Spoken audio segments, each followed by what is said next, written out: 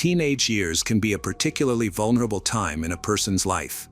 During this period, individuals transition from childhood to adulthood. They might appear innocent and carefree, but they often hold on to secrets, maybe out of fear or embarrassment. Sometimes, not feeling able to share their struggles with a trusted parent or loved one can lead to serious consequences. The case of Justice Garrett, who was only 16 when her life was tragically cut short in 2018, has shocked Florida. For her mother, it was a heartbreaking realization. She had not recognized or understood the struggles her daughter was facing. Justice Marie Garrett was born on March 23, 2002, and is the eldest daughter of Danielle Pratt and Stanley Garrett. Justice spent most of her childhood and teenage years in New Smyrna Beach, a small town in Volusia County, Florida. In 2016, her parents divorced. Justice lived with their mother. A year later, Danielle started dating Robert Nixon Kern Jr. By the fall of 2017, Danielle moved with her daughters to Sorrento, Florida, a tiny rural town with a population of just over 1,000. They settled into Robert's house. Justice faced significant challenges after moving and struggled to adjust to her new surroundings. She missed her close friends who stayed in New Smyrna Beach, felt the difficulty of transferring schools in the middle of the academic year, and was unhappy with her new home and her mother's partner. Despite her frustrations, Justice remained respectful, tried not to cause any issues. Known for her friendly and humorous personality, she quickly made friends at her new school, especially forming a strong bond with a classmate. The two girls became nearly inseparable, with Justice often staying at her classmate's house, and they even referred to each other as sisters on social media. On Friday, April 13, 2018, Justice overslept and missed her school bus. In her rush to get ready for class, she skipped breakfast. That day, her younger sister, Devon, was ill and stayed home, while their mother was preparing to take Devon to the hospital. Justice chose to take a public bus to school, which was only a few stops away. She packed her backpack, said goodbye to her mother, and left the house.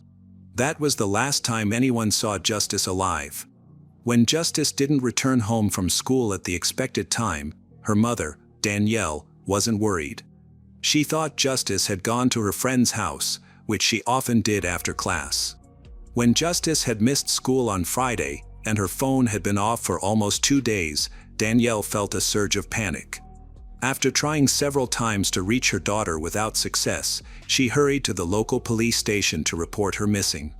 The search for Justice began right away. When the officers found out that Justice had only moved to the area 6 months ago, they thought she might have gone back to her old town to visit friends for the weekend. Authorities believe that teenagers sometimes leave home suddenly, either in rebellion or for other reasons, and they thought Justice would likely return soon.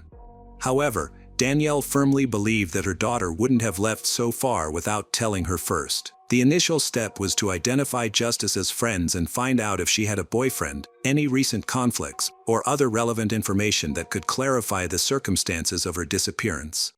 Justice left home without any money, and all of her personal items were still there. Her phone lost signal shortly after she departed for school. Her social media accounts showed no activity since late Thursday night, and she didn't reply to any calls or messages. None of her friends knew her whereabouts, as she hadn't been in touch with anyone. Justice was not drinking alcohol or using banned substance. She was not in a relationship and had never had serious romantic involvement. Justice surrounded herself with positive influences, had no conflicts with others, and had a clean legal record. Teachers at her school spoke highly of her. Her classmates viewed her as kind, compassionate, and sweet. The police quickly checked all local crime reports, incidents, and traffic accidents throughout the area. They considered the possibility that she might have been involved in an accident and was unable to communicate. However, there were no records of her being involved in any such events. Using data from her phone, investigators were able to track her movements on the morning she disappeared. Around 7:30 a.m., Justice left her home and began walking toward the school. Approximately 15 minutes later, her movements became unusual. She stopped for a moment and then abruptly changed direction. Shortly afterward, her phone was turned off. Justice's disappearance sparked rumors and speculation throughout the small, quiet town, where little ever happened. Any incident quickly became the center of attention, spreading through gossip and often embellished with falsehoods. On April 17, for days after Justice went missing, a man alerted the police about a disturbing discovery he made in a wooded area outside of town. An experienced runner, he often jogged along a secluded trail that passed through a park and into the forest. That morning, while exploring the woods, he was struck by a strong, foul smell that seemed like decay. At first, he believed it was just the remains of a dead animal and thought about reporting it for removal. However, his curiosity led him to investigate the smell further. He stepped off the trail and walked approximately 15 feet into the underbrush, where he found a shocking sight: a severely decomposed human body, unrecognizable in appearance. Based on the long hair and pieces of clothing, it looked like a young woman. Her pants were pulled down to her ankles, her shirt and bra were pulled up around her neck, and her hoodie was tied tightly around her head. He quickly called the police and waited on the trail to avoid disturbing any potential evidence. When the officers arrived, they carefully examined the area and the remains. It was evident that this was a violent crime scene and the victim was a young woman. Her clothes were torn and her undergarments were missing, suggesting the crime was both abuse and aggressive. There were visible bite marks on her legs, probably from wild animals, but the most severe injuries were inflicted by a corrosive chemical. This substance had damaged her face down to the bone and had also been poured on her chest, lower abdomen, and private areas. It was clear that the perpetrator intended to disfigure the victim and remove any DNA evidence, which was unfortunately successful. From the beginning, investigators believed that the body discovered in the woods was that of Justice, who reported missing a few days earlier. However, due to significant chemical damage and decomposition, DNA testing was necessary for confirmation. Unfortunately, the Garrett family's fears were confirmed: Justice had been found dead. Her remains were located approximately 30 minutes away from her hometown. Evidence indicated that she had endured severe beating prior to her death, as her nose, cheekbone, and several ribs were fractured. Because of the advanced decomposition, the exact cause of death could not be clearly identified, but it was thought to be due to mechanical asphyxiation. The man who found the remains provided important information to the police during his interview. He shared that he often jogged along the same path every other day. 2 days before discovering the body, he had seen a suspicious man coming out of the woods near where Justice's remains were later located. Although the witness could not give a detailed description because he only saw the man briefly from behind and from a distance, he described him as a short, stocky white male dressed in jeans and a black hoodie.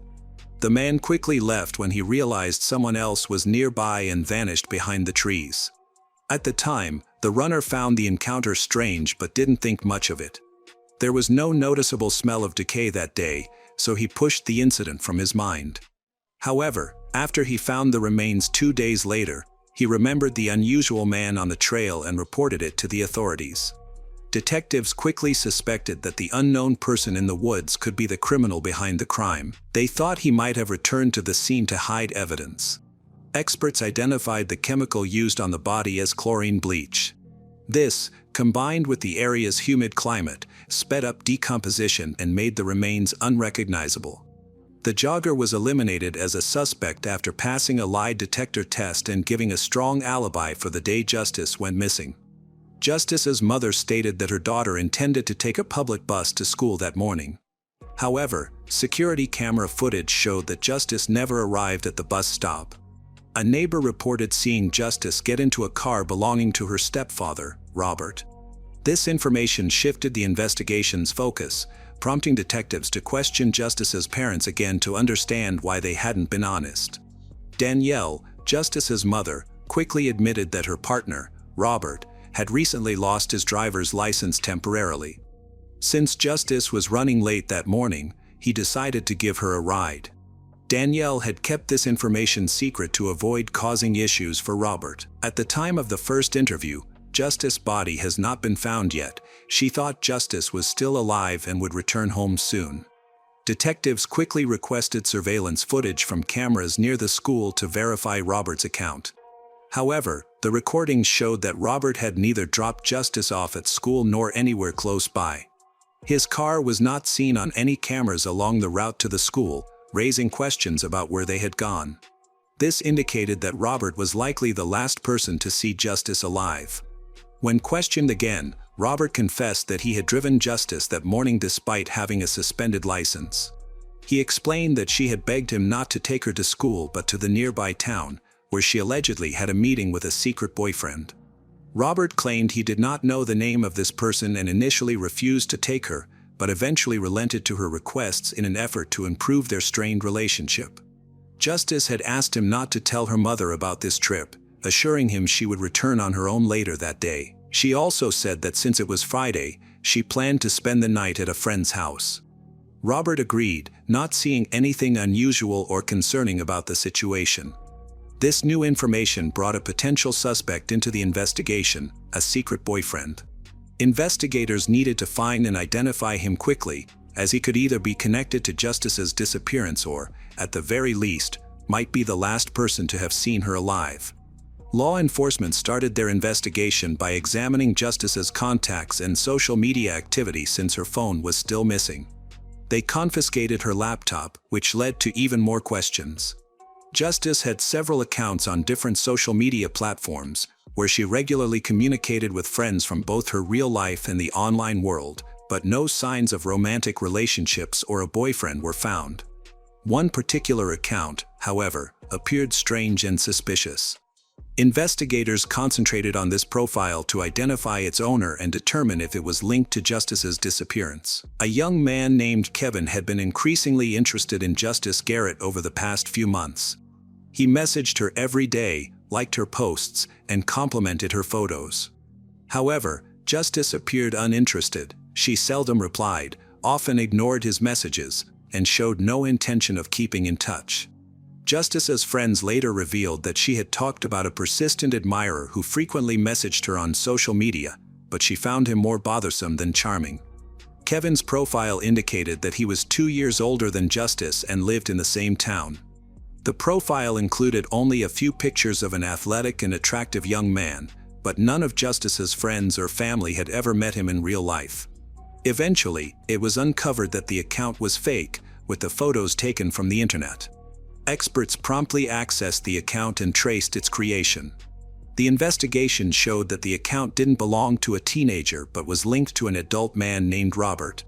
Justice's stepfather was brought in for questioning. Detectives wanted to know why he had created a fake account to communicate with his stepdaughter and why he hadn't mentioned it before. Robert seemed taken aback that investigators had discovered his link to the account, but he quickly regained his composure and provided an explanation. He stated that he had created the account to help boost Justice's self-esteem, suggesting that as the new girl in town and at school, she might enjoy getting compliments from a seemingly attractive young man. Justice was new to the area, but she quickly fit into her school and made many friends. Recently, however, her close friends noticed changes in her behavior. The cheerful and carefree teenager became more tense and nervous. Although she didn't share the reasons for this change, she often stayed at her best friend's house. Justice spent so much time there that it felt like she had moved in, yet she never told her best friend what was bothering her. Her best friend observed that Justice's stepfather came by her house several times to pick Justice's up. Each time, Justice appeared anxious, tried to avoid going with him. She would call her mother, pleading to stay a few more nights at her friend's and promising to finish her chores, focus on schoolwork in return. Danielle typically agreed to her requests. Robert and Justice reportedly had a difficult relationship from the beginning, a fact known to her friends. However, Justice never claimed that he was aggressive or acted inappropriately, and no one around her, including her mother, had witnessed anything concerning in Robert's behavior towards his stepdaughter. As doubts about him grew, Robert became as the primary suspect in the investigation into Justice's tragic death. Police took him into custody for more questioning while also investigating his background and lifestyle. Robert, 43 years old, had a troubled past with the law, including convictions for burglary, banned substance possession, and violent incidents. His criminal record made it very difficult for him to find stable employment, so he sometimes worked illegally as a carpenter at a local sawmill, taking on odd jobs to get by. Detectives were now trying to piece together Robert's troubled history, his behavior towards justice, and the events surrounding a horrific crime. Robert had hidden his past from everyone, including Danielle, who was unaware that she was living with someone who had a criminal background. When investigators uncovered the truth about him, Danielle was shocked and finally spoke out. She revealed that Robert had offered to drive Justice to school that day, even though Justice had expressed his reluctance. When Justice did not come home, Danielle became worried. However, Robert reassured her that Justice was staying overnight at her best friend's house. He even told her not to call the police or contact her friend. Investigators looked into Robert's devices and found that in the months before Justice disappeared, he had repeatedly searched online for information about substances that could make a person unconscious or immobile. He had also explored ways to buy such substances on the dark web and seemed to have successfully made a purchase. Robert didn't stop there. He looked into ways to remove DNA evidence from a body using common household items like bleach and disinfectants. He even examined satellite images of wooded areas near DeLand, where Justice's body was ultimately discovered. It was apparent that Robert had been carefully planning his crime for months, intending to hide the body and eliminate all evidence. His motive was increasingly clear. He had developed an unhealthy obsession with justice and believed that the only way to fulfill his disturbing desires was through violence. To evade the legal repercussions for his actions, he resolved to kill her. Investigators cleared up their suspicions about Robert's involvement by examining the geolocation data from his phone on that day. He drove away from their home with Justice toward her school, but then suddenly changed direction and stopped in a remote area. At this point, it's believed that Robert may have used a chemical, possibly chloroform, to incapacitate Justice. He then turned off Justice's phone.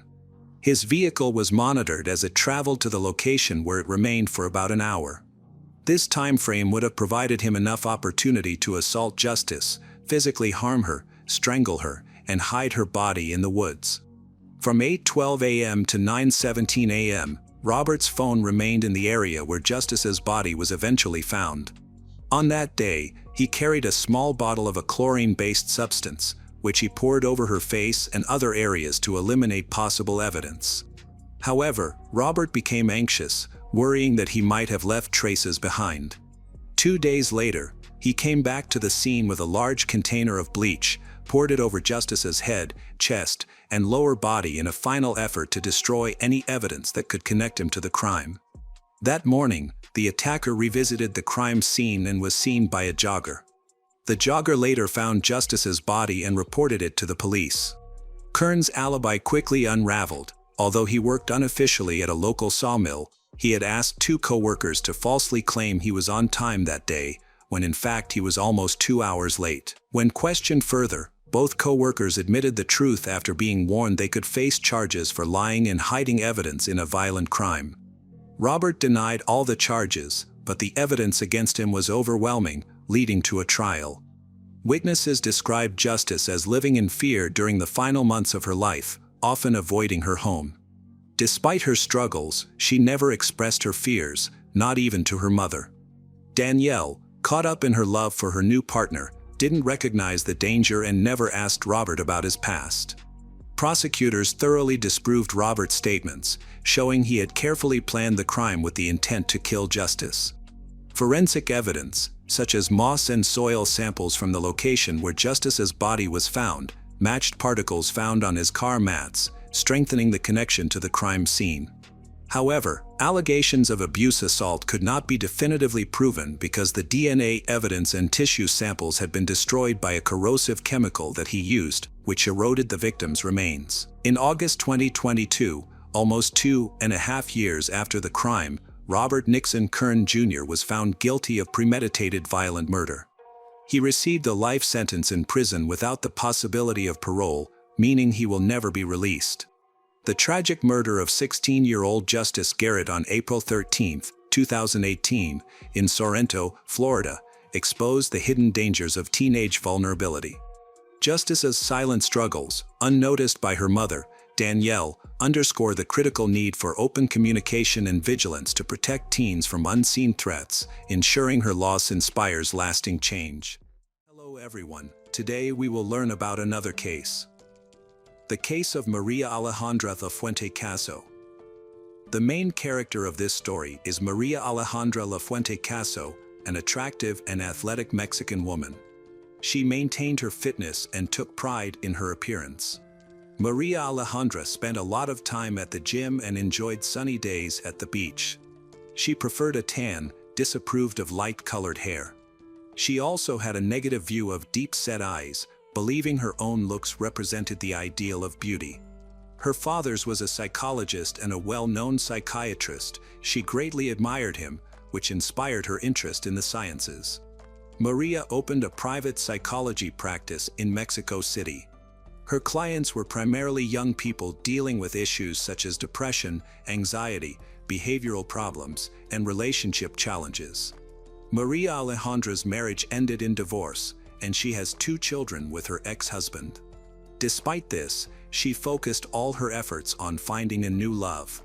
In 2011, Maria committed a shocking crime against her ex-husband. A source revealed that the man went to visit their children at Maria's house. She welcomed him, suggested they sit in a living room, explaining that their daughter had a surprise for him and would join them shortly. He sat down on a sofa. Maria blindfolded him to prevent him from seeing the surprise before it was revealed. As minutes passed without their daughter appearing, an uneasy silence hung in the air, causing he to sense that something was amiss.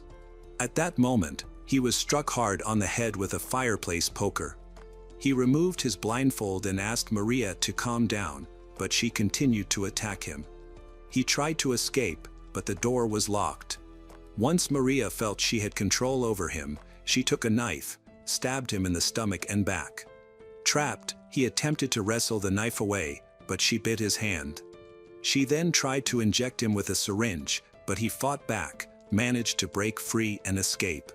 Their daughter, who had witnessed her parents' violent quarrels several times before, saw the incident unfold before her eyes. Despite experiencing multiple incidents of violence, they had never reported anything to the authorities before.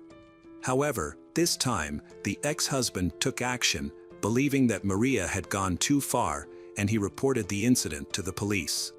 Maria was charged with attempted murder and taken to jail, where a judge ordered her detention. Later, the charge was changed to aggravated assault. On June 2012, Maria was sentenced to 1 year and 4 months in prison. Her skilled lawyers worked hard to secure various benefits for her. They successfully replaced her prison sentence with probation and a fine for damages. Maria Alejandra has paid her ex-husband $1,836, but her lawyers are still not satisfied. They argued that she had acted in self-defense since her ex-husband had hit her. An appeal was filed against the verdict, and the judges of the criminal chamber had to review their decision. Ultimately, they cleared Maria Alejandra of any criminal responsibility. After her release, she continued her psychological consultations as if nothing had happened. She crafted an image of a victim of domestic violence who fought back and ultimately prevailed, which made her more appealing to potential clients. Soon, Maria met Alan Carrera Cuellar, a Mexican businessman. Alan, a tall man aged 41. He was the manager in charge of the tile production business. This role provided Alan with a good income and plenty of free time. Alan was married and had a daughter. However, in 2011, their relationship deteriorated, leading to their separation. Alan's daughter struggled with the new life and fell into a deep depression. Maria Alejandra's father, a well-known psychologist, encouraged Alan's daughter to seek therapy. He recommended his daughter, Maria Alejandra, to the girl. After 3 therapy sessions, Maria expressed a desire to meet Alan, claiming that it would enhance the therapy. However, her true intention was to pursue a romantic relationship with him. It didn't take long for her to begin a romantic relationship with Alan. When Alan's daughter learned about the situation, she became upset and stopped attending her therapy sessions. Ultimately, Alan chose to marry Maria, unaware of the real reasons behind her divorce from her previous husband. In April 2014, Alan visited his parents for the weekend, shared the news about his fiancée.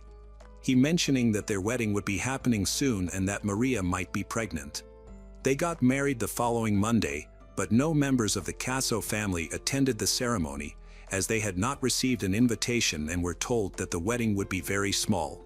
Alan's sister later shared that the bride's family, her father, mother, and siblings, attended the wedding celebration. The new bride appeared to be perfect, but her true nature became evident only after the wedding. The relationship between Alan and Maria began to change significantly. Alan was a reserved person, leaving many details about their family life unknown. Alan's family noticed that Maria grew increasingly anxious and prone to fits of anger, prompting them to keep their distance and limit communication with her. One day, Maria decided to check Alan's phone and found disturbing messages that indicated he had a mistress. According to her arguments, this became the last straw because she was tired of the cruel treatment and had no desire to reconcile with Alan's changes. Believing there was no way to save their failing marriage, she chose not to seek therapy or consider divorce. Instead, she fixated on one solution: eliminating her husband. With a cold and calculated mindset, she carefully planned her next move.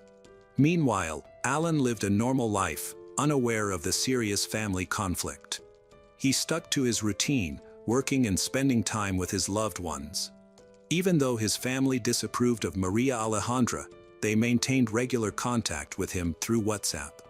They felt his marriage was rushed, but they respected his choice and supported him. Suddenly, their communication ceased.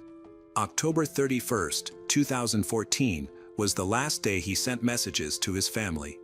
He stopped going to work, didn't visit his parents, and didn't see his daughter from his first marriage.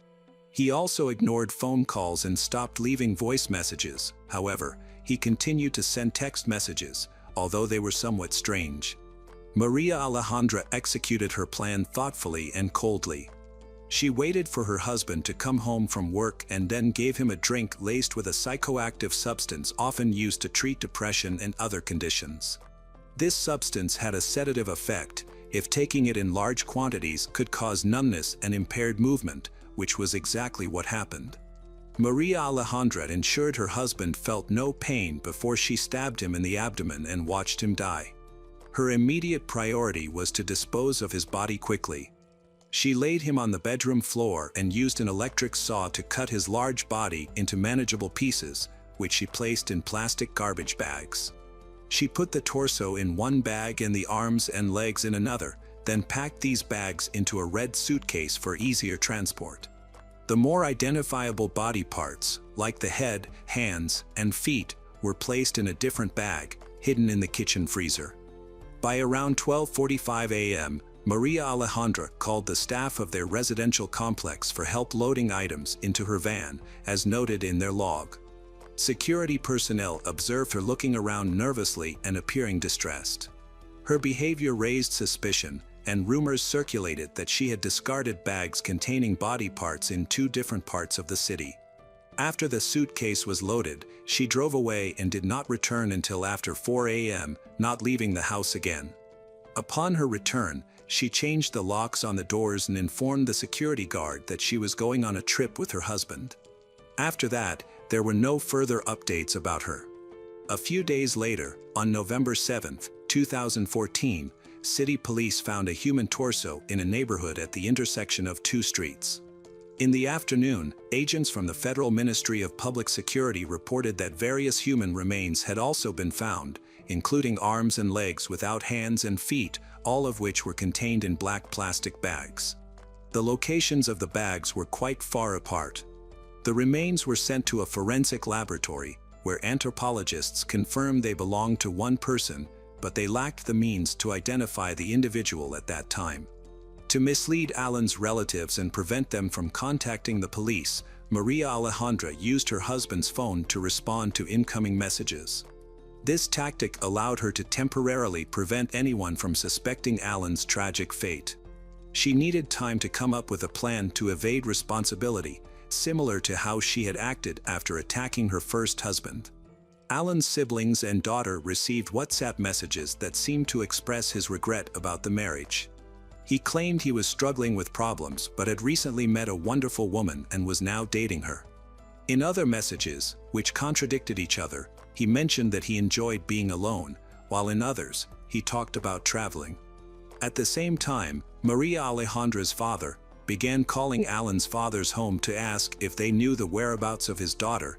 He had been searching for several days without receiving any news from her.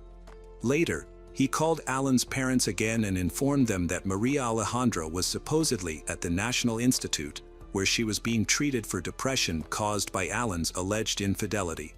Maria's father also noted that his daughter was suffering from paranoia, thinking that the police were hunting her, and this became another reason for her hospitalization. The confusion and deception lasted for months until December, a time when families gather and spend time together for the holidays. Therefore, Alan's family and close friends decided to visit him, but once again, Maria Alejandra got ahead of them. She warned that she and her husband would not be home because they had decided to take a spontaneous vacation, which alarmed Alan's relatives, especially since Maria's father had recently reported that his daughter was in a psychiatric clinic. It was then that the relatives contacted the police and filed a report. Authorities needed several days to make the necessary inquiries and analyze the situation. Prosecutors exchanged information with staff from the Missing Persons Assistance Center, and their collaboration helped significantly advance the investigation. Experts compared the characteristics of the human remains found with the descriptions of various missing persons. It became clear that the dismembered body belonged to Alan.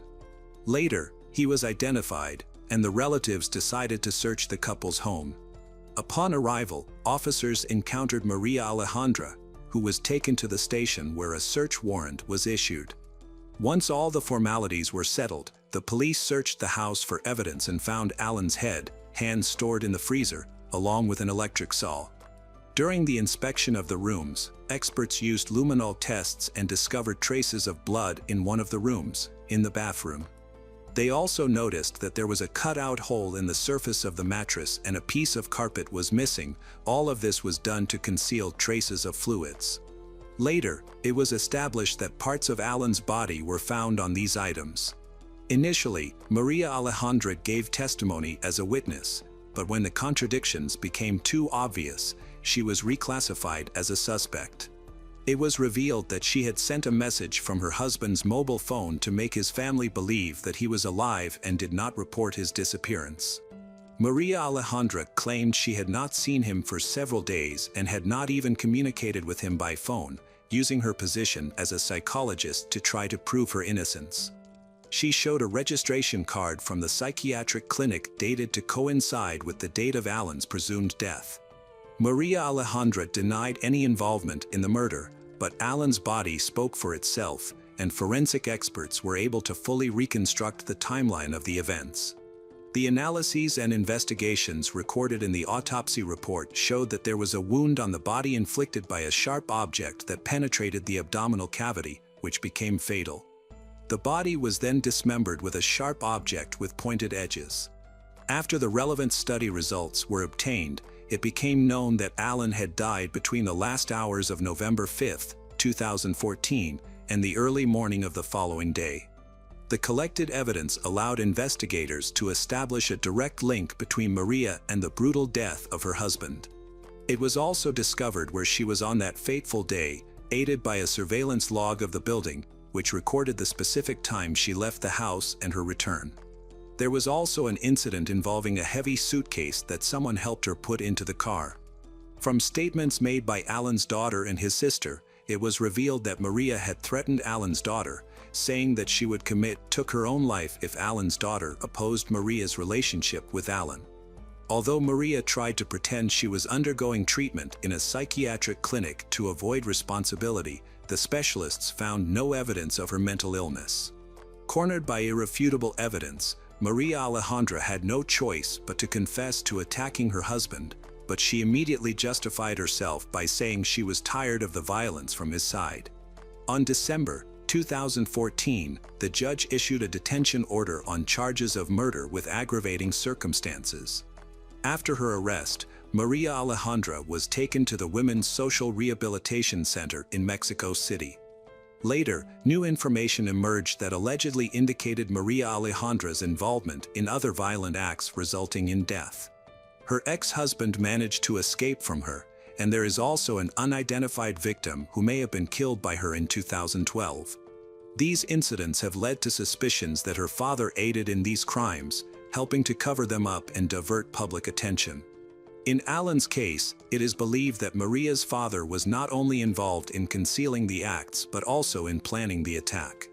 The motive behind these events is believed to be purely economic. However, justice could not fully substantiate this claim.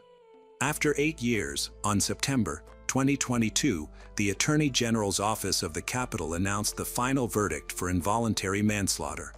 Maria Alejandra Lafuente Caso was sentenced to 46 years and 6 months in prison for the murder of her husband, Alan Carrera Cuellar.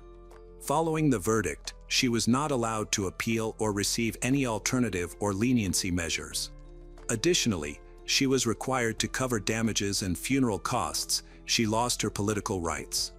Maria Alejandra used her father's influence and protection to commit crimes against the men in her life without remorse.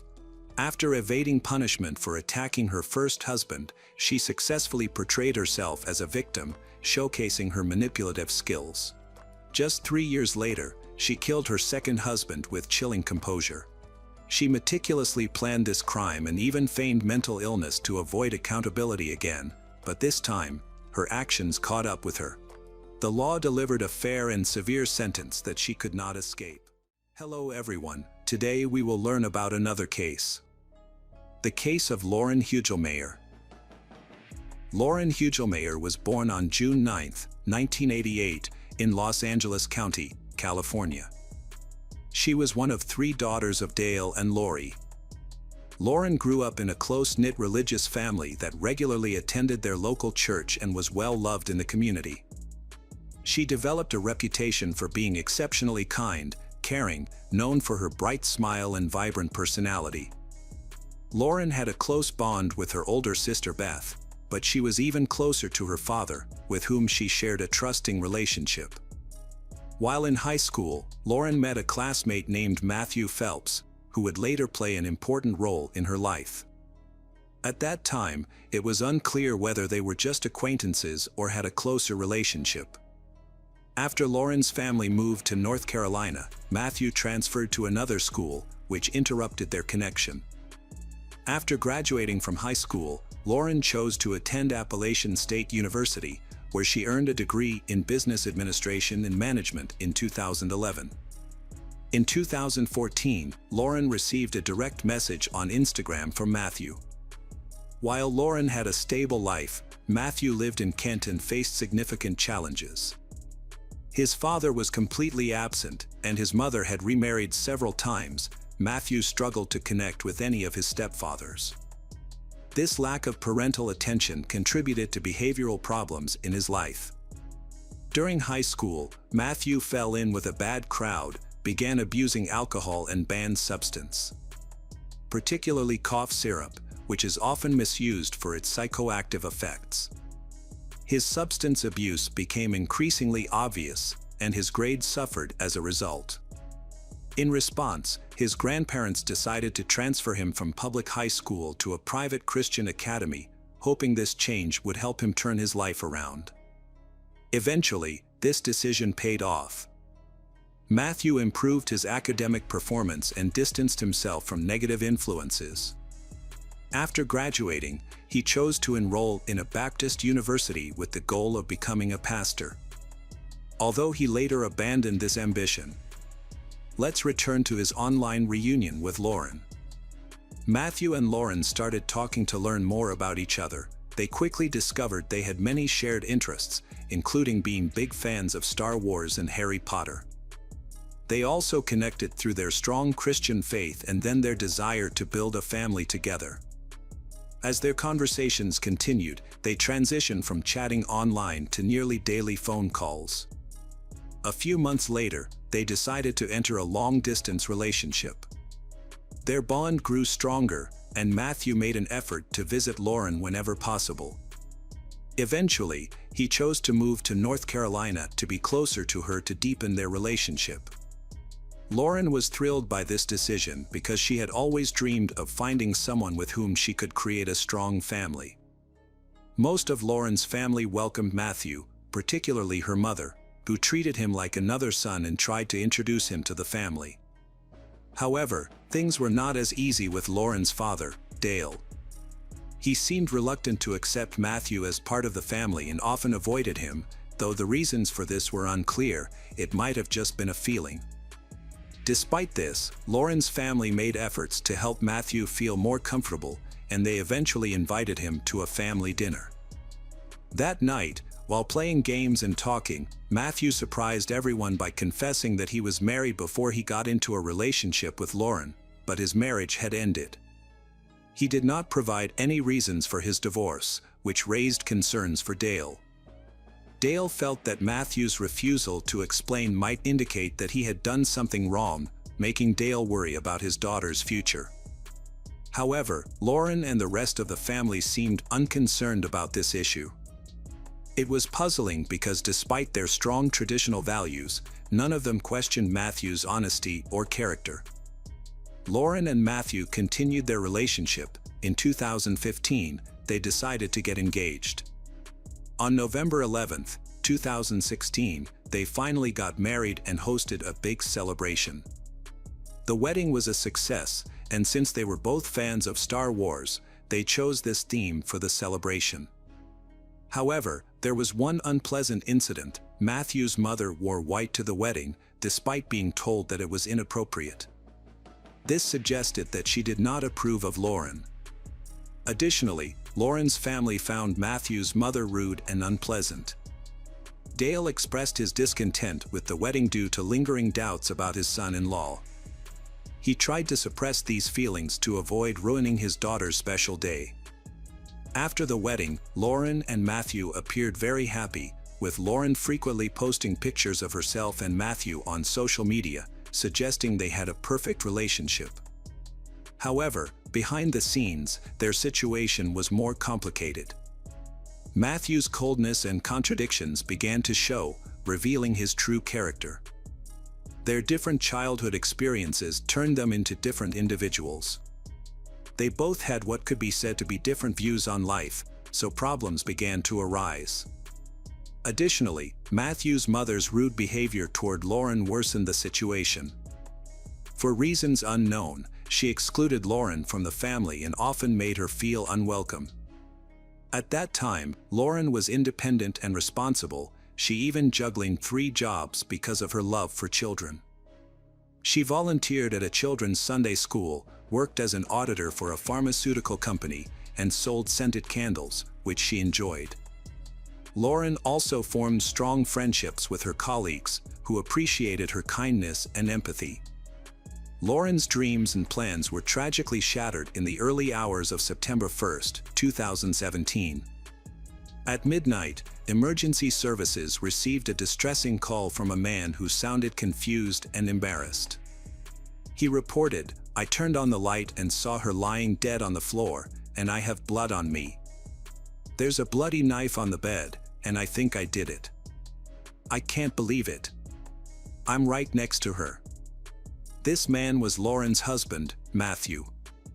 Matthew claimed he couldn't remember anything. He explained that before going to bed, he had taken a lot of cough syrup, which he believed caused him to commit this terrible act. When the police arrived, they found that Lauren was still alive. They rushed her to the hospital. However, despite their efforts, she sadly succumbed to her injuries and blood loss before reaching the hospital. When investigators examined the scene, they noticed it appeared too orderly, almost as if it had been staged. The knife was neatly placed on the bed, and the syrup was prominently displayed on the table, matching the details provided in the emergency call. However, they were surprised to find very little blood on Matthew, only a few drops on his shirt and shoes. This led them to suspect that an attempt had been made to clean up the scene before the emergency was reported, indicating that something more complicated was happening. Police believe it was not an accident. Additionally, the police noted Matthew's unusual behavior. He appeared calm despite expressing sadness over his wife's death. This made Matthew the prime suspect in the case, and he was eventually arrested. Authorities confiscated mobile phones, computers, documents, and journals containing Matthew's notes for investigation. A blood sample was also taken for toxicology tests. Investigators faced the difficult task of informing Lauren's family about these developments, leaving them devastated. An autopsy revealed that Lauren had suffered 123 stab and cut wounds. This raised the question, could an over-the-counter cough syrup turn a loving husband into a murderer? The syrup contains two active ingredients. Some believe that taking it in high doses can lead to euphoria, agitation, psychosis, and destructive behavior. To address these concerns, the product's manufacturer issued a statement expressing condolences to Lauren's family while also confirming that there was no evidence linking the syrup to violent behavior. Additionally, toxicology tests on Matthew showed that, although the syrup was detected in his blood, the dosage was not high enough to impact his mental state. Therefore, his claim that he was intoxicated by syrup when he attacked his wife was dismissed. The investigators aimed to understand what led Matthew to commit this act, so they conducted a detailed investigation, gathering information from family and friends. They discovered that Lauren and Matthew's relationship was not as ideal as it appeared in photos. Shortly after their wedding, they began experiencing various issues. Lauren was very independent and hardworking. In contrast, Matthew had a different attitude toward work. He was not motivated to work and often struggled to find or keep a job. Whenever he started a new job, he would quickly quit without explanation. Additionally, Matthew had a problem with overspending, particularly on unnecessary items like game consoles, video games, and online gaming subscriptions. Lauren and Matthew had a savings account for a trip to Disney. However, Matthew spent all the money without Lauren's consent or knowledge, even taking money from her purse, which amounted to stealing. This behavior caused frequent arguments between them. His excessive spending led to financial problems, which the Hugelmayer family recognized. Their relationship became increasingly strained, so Lauren expressed to family and friends that she might leave if things didn't improve. When asked why she hadn't taken that step, she cited her religious belief that everyone can be redeemed if they have faith. This belief motivated her to give her marriage a chance, but in reality, she found it difficult to tolerate her husband's behavior. Friends of Lauren reported that Matthew was controlling and jealous. He wrongly accused Lauren of having an affair with a church friend, despite there being no evidence to back this claim. Matthew had an irrational fear that Lauren would leave him, which stemmed from his previous marriage. He revealed to her that he divorced his first wife because she had been unfaithful, cheating on him with a church staff member. This experience left him in constant fear of abandonment. However, Matthew's behavior was inconsistent. He became very close to a neighbor and spent a lot of time with her. Even though he denied any romantic involvement, Lauren was convinced he was cheating on her with this neighbor. Despite her accusations, Matthew continued to see the woman. During police questioning, the neighbor claimed that their relationship was purely platonic. She explained that they connected because both were dealing with depression and anxiety.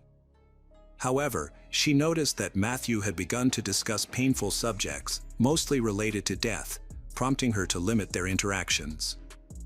At one point, Matthew claimed he had decided to return to college to pursue his dream of becoming a pastor, in an effort to win back Lauren's trust and save their relationship. Lauren reacted positively to this news. However, as time went on, their situation did not improve. Lauren's relatives observed that she had been in a very bad state and was no longer as happy as she used to be. They felt guilty for not intervening sooner. Lauren's older sister, Beth, made a significant statement. She recounted a phone call with Lauren the night before, during which Lauren was cooking dinner. During that call, the neighbor knocked on the door looking for Matthew. Without hesitation, Matthew left with the neighbor, leaving Lauren's dinner untouched. Beth expressed her frustration, saying she could no longer accept the situation and was convinced Matthew was cheating on Lauren, leading Lauren to decide to leave him. As the police gathered more evidence, the motive behind Lauren's death became clearer. The authorities conducted a detailed investigation of the apartment and confirmed their initial suspicions: Matthew had cleaned up before calling emergency services. Detectives also found what appeared to be an intimate diary of Matthew. This diary contained notes about his arguments with Lauren, his struggles with low self-esteem, and his feelings of insecurity in their marriage, especially since he knew her family had never accepted him. When experts examined Matthew's mobile phone, they discovered troubling search queries in his history.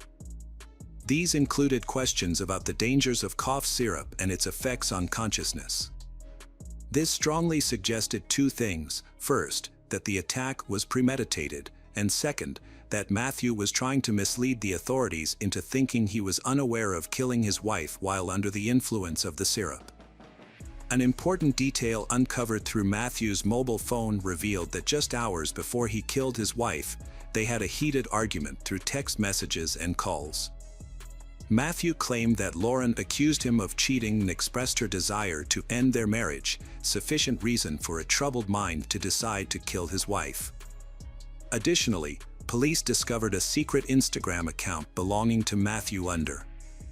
The profile picture featured a character from the movie American Psycho, which is about a serial killer. His posts were filled with screenshots from the movie, and he even shared photos of himself dressed as one of its characters. Moreover, his posts contained themes that were completely contrary to Christian values, despite his self-identification as a believer. The last post was made just days before Lauren's murder and included disturbing photos of himself with a caption that read, "Everyone thinks I'm a serial killer," along with the hashtag "I found an angel that needs to be killed." Matthew's friend shared that he once expressed a fascination with killing, suggesting that taking a life would be a true joy. This troubling revelation paints a stark picture of Matthew, especially in light of statements made by his first wife concerning their separation. She revealed that their relationship, initially filled with common interests, deteriorated after marriage.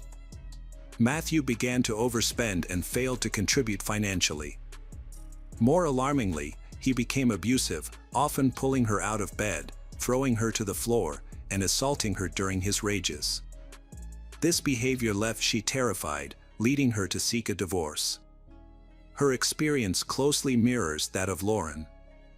During the trial, the defense argued that Matthew was not in his right mind during the crime and was likely suffering from instability and depression, worsened by substance use.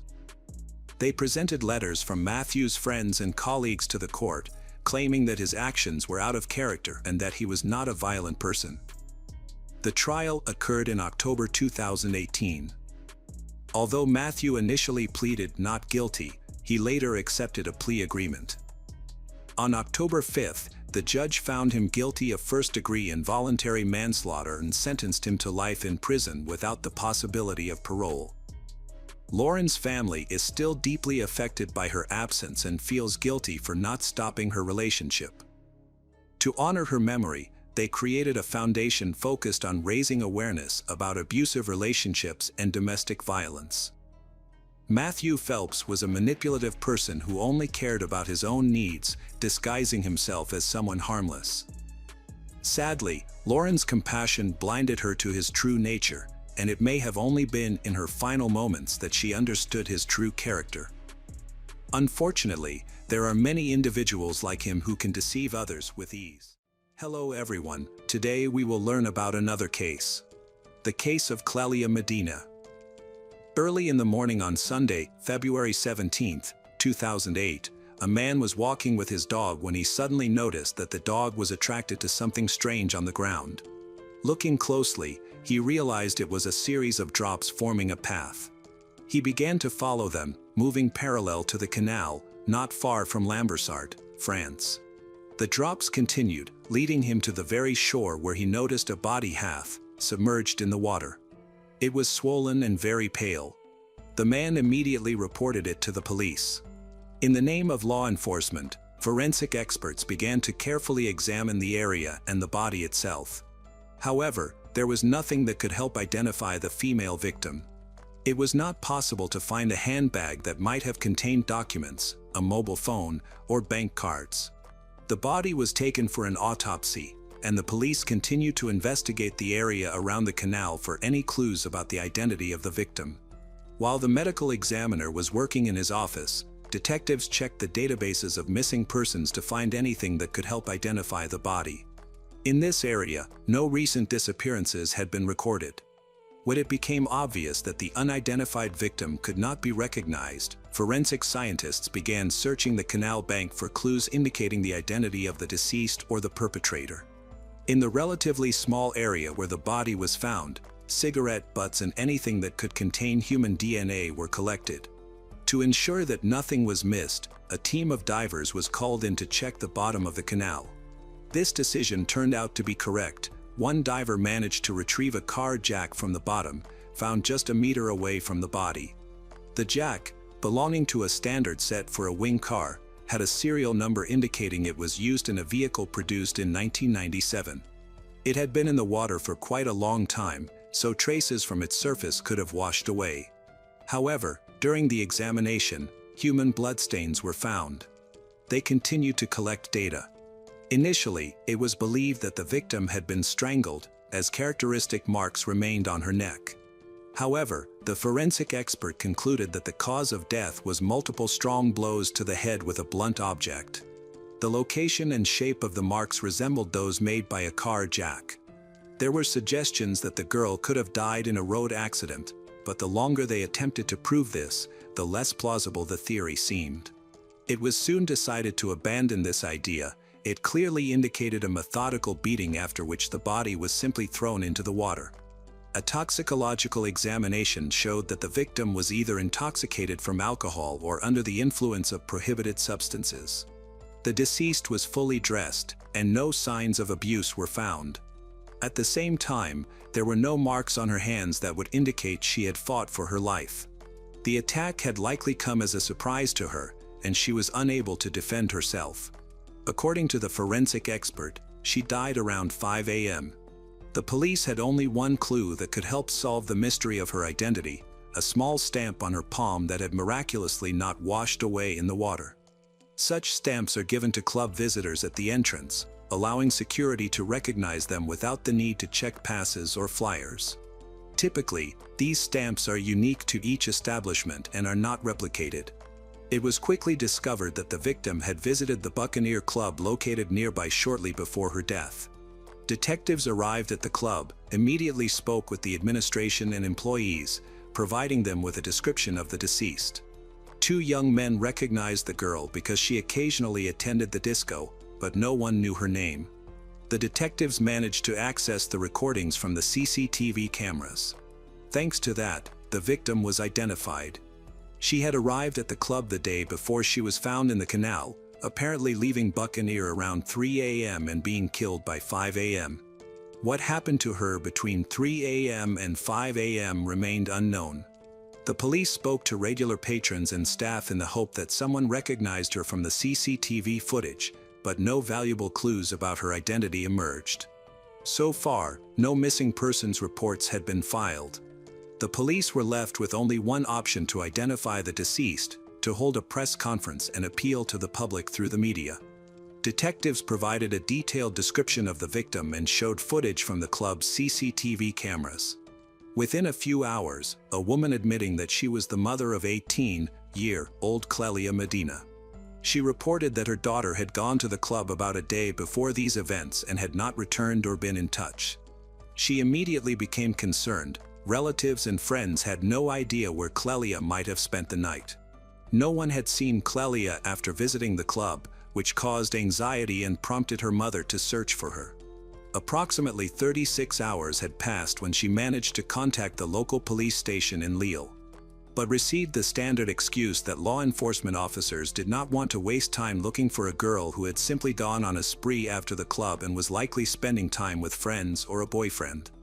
When she saw a news program about the police announcing the discovery of a body and the terrible circumstances surrounding the tragedy, she initially tried to dismiss any bad thoughts about it possibly being her daughter. However, the worry persisted. She literally felt that something bad had happened to her daughter and feared that it was Clelia's body that had been found in the canal. She acted extremely worried and was very agitated, providing somewhat confused information due to her emotional state. Therefore, the police decided to verify the information with Clelia's cousin, who had been with Clelia that evening. The young man confirmed some of the details provided by Clelia's mother. He helped to clarify valuable information such as the clothing and piercing locations that Clelia had. The victim's identity was almost completely matched. Clelia's mother was notified of the coincidence and was invited to identify the body. All doubts were finally dispelled. The mother was shocked by her daughter's tragic death, and she immediately began to cry.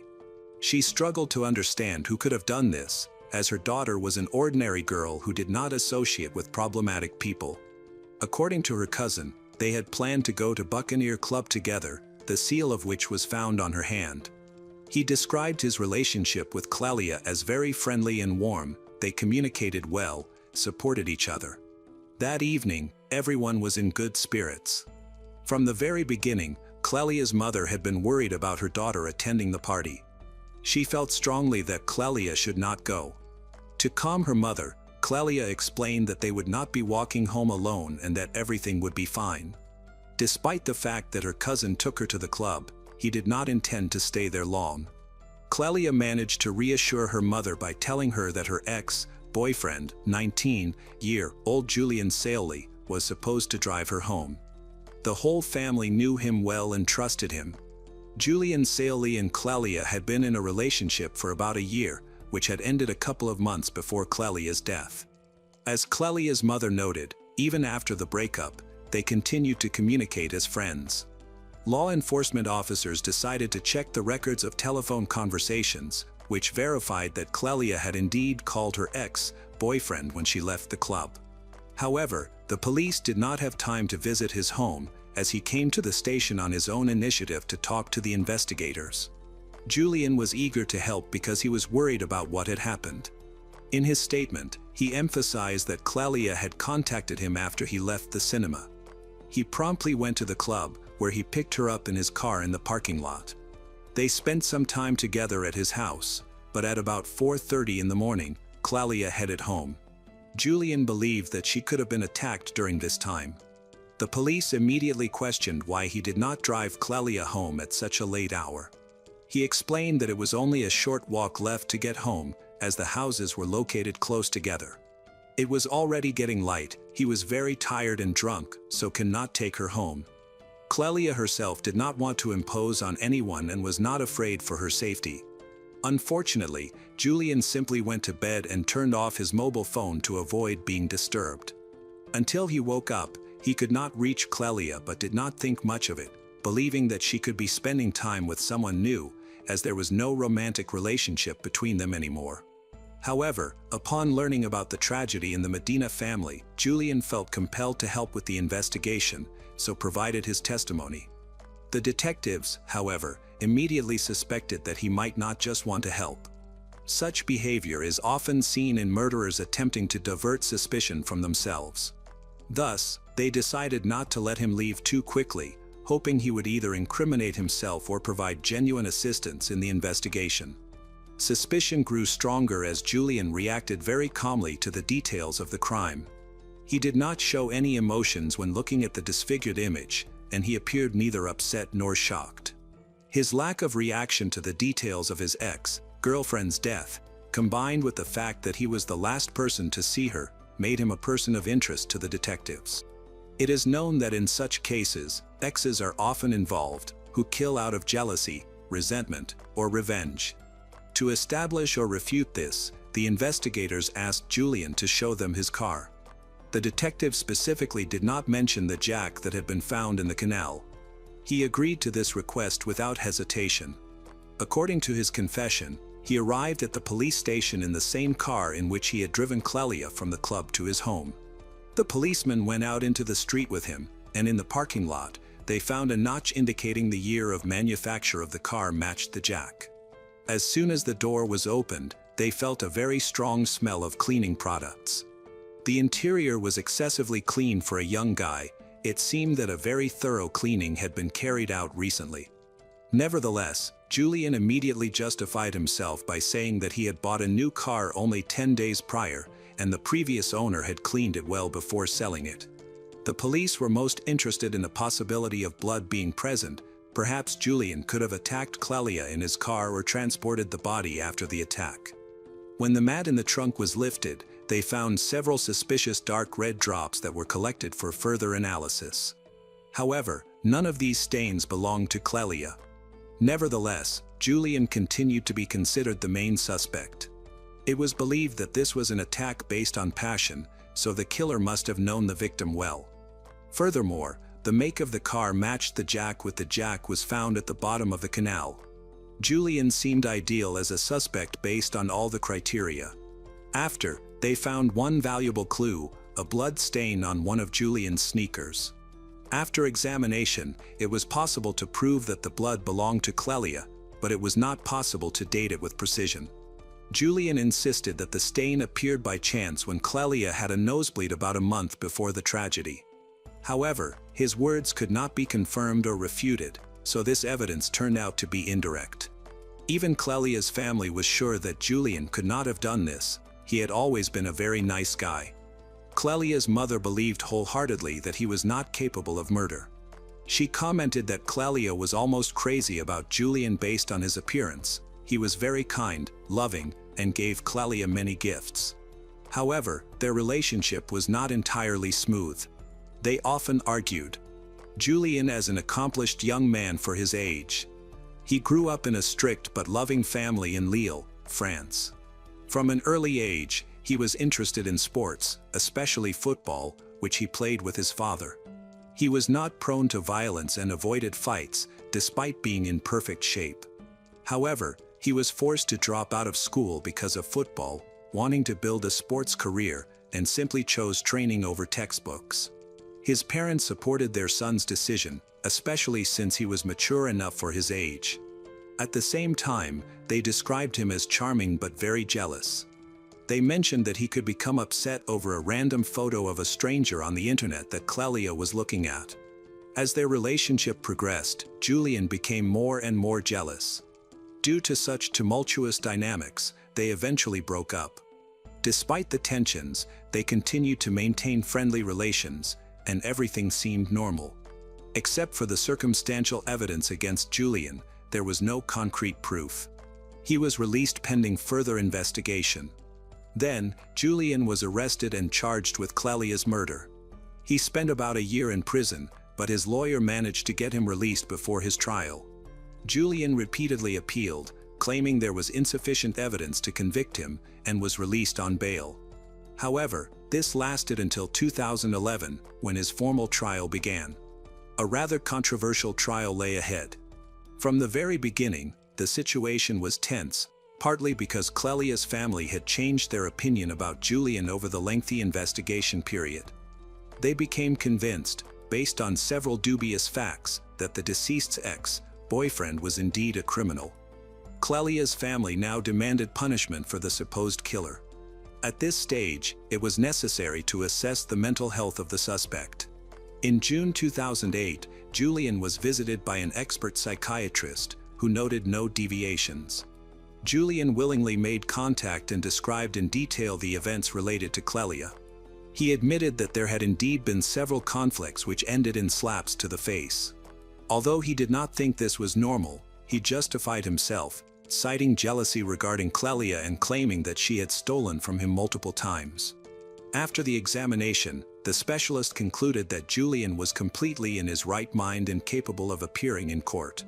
Tension was literally in the air. The defense team escalated the situation to the point where a fight broke out right in the courtroom. Several people were slightly injured, so the trial was postponed because of this unpleasant incident and the subsequent bureaucratic red tape. Everything was delayed for another year until 2012. From February 2009 until the start of the trial in June 2012, Julian lived with his paternal aunts near Paris. she immediately noticed how angry he was.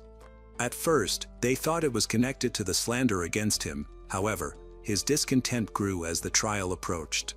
Meanwhile, the Medina family accused Julian's lawyer of unnecessarily dragging out the proceedings, which only heightened tensions. The first witnesses began to speak at the meetings. There was a mutual friend of Clelia and Julian who recalled that all three of them had once been driving in a car together after their romantic relationship had ended. Julian had even started dating a new girl, who happened to be one of Clelia's close friends. This situation made she very upset and jealous. Despite their breakup, a conflict ensued between them, which even escalated to physical confrontation. They exchanged blows. At one point, Clelia even attempted to jump out of the moving car, but Julian managed to pull her back inside. By the time the car reached her friend's house, Clelia finally exited and continued yelling at Julian from the street. He tried to calm her down, but she simply waved her hand dismissively and left the scene. This friend was convinced this was not an isolated incident, as outbursts of jealousy and aggression were repeated throughout their relationship. In addition to this event, Clelia's parents recalled several instances during family vacations with Julian where he lost control. They once caught him walking around the apartment with a weapon. However, he had managed to convince Clelia's relatives that it was just a failed joke. They now understood the situation was much more serious. From the very beginning, Clelia had been in great danger. Another friend of Julian recounted an incident where, in a fit of rage, he began to choke one of his girlfriends. The once pleasant, sociable, and good-natured Julian was now portrayed as a monster capable of losing control at any moment. So, the change in the Medina family's attitude toward him did not seem strange. Julian had lied about the time. He told the police that Clelia left his house at 4:30 a.m. Detectives managed to track their mobile phones and prove that they were still together at 5 a.m., which is when Clelia was believed to have died. Subsequently, Clelia's phone unexpectedly turned off at 5:10 a.m. Previously, during an interrogation, Julian said that attempted to contact Clelia again but could not get a response. Detectives believed the call to his ex-girlfriend was made intentionally to create an alibi. Shortly thereafter, Julian's phone also turned off for several hours. Investigators suspected he deliberately turned off his devices to avoid being tracked. Despite all the circumstantial evidence against him, Julian continued to insist on his innocence. His lawyer argued that none of this evidence proved his guilt beyond a reasonable doubt. Throughout the investigation, detectives tried to extract a confession from Julian, but he steadfastly maintained his innocence.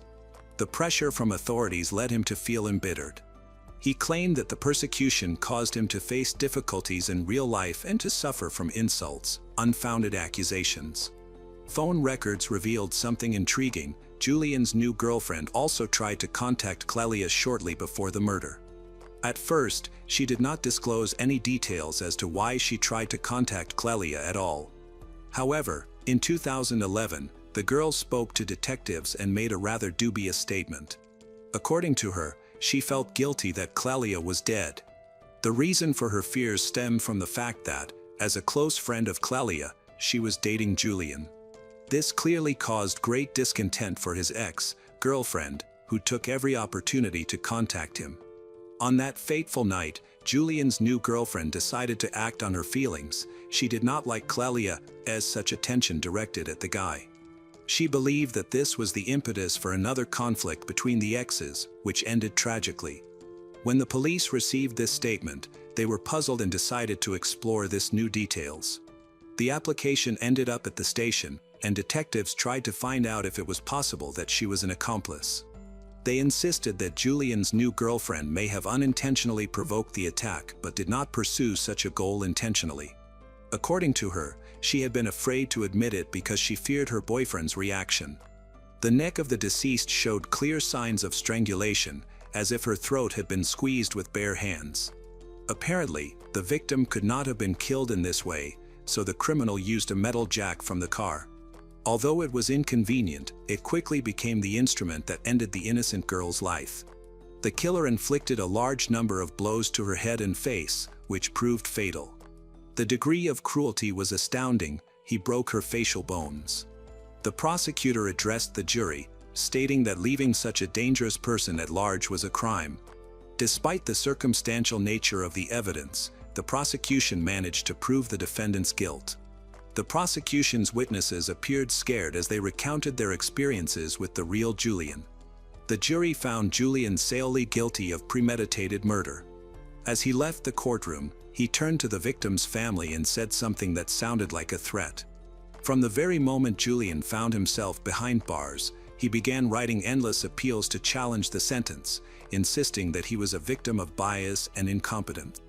Probably feeling his helplessness and unbearable situation, he even insulted one of the judges in writing, subsequently refusing to retract his comments, insisting he was a victim of governmental arbitrariness. However, all his requests were rejected. While in prison, he was involved in another incident related to his inability to control his aggression. Using a homemade sharpener, he threatened to kill one of the prison guards, whom he took hostage for several minutes. Julian was eventually overpowered and neutralized. Now, he remains behind bars. Hey detectives. Welcome back. We've got another mysterious case to explore. The case of Viviana Hager. Viviana Hager, a 42-year-old chartered accountant, lived with her husband, Jamie Anguita, a builder, and their 2 daughters in a beautiful home in an upscale area of Puerto Varas, Chile. Jamie and Viviana were introduced through relatives. After moving to the area, Jamie initially stayed with a friend close to Viviana's home until she completed her internship. They did not communicate often, but when they finally met in person, Viviana was around 25 years old. Their friends noted that they had different personalities, which further confirmed the idea that opposites attract. Jamie was described by those who knew him as reserved and not very sociable. In contrast, Viviana was lively and outgoing. She grew up with her mother and siblings, as her father tragically died in a car accident caused by intoxication when she was just 1 year old. Viviana's mother chose not to enter another relationship, believing it was not right to bring a new man into their home. She single-handedly raised all her children. The wedding of Jamie and Viviana was grand and held in an elegant banquet hall. Jamie revealed that it had been challenging to win over his future wife. They spent their honeymoon in the Dominican Republic. Shortly after, Viviana became pregnant, but unfortunately, she could not maintain the pregnancy. In 1996, she gave birth to a daughter.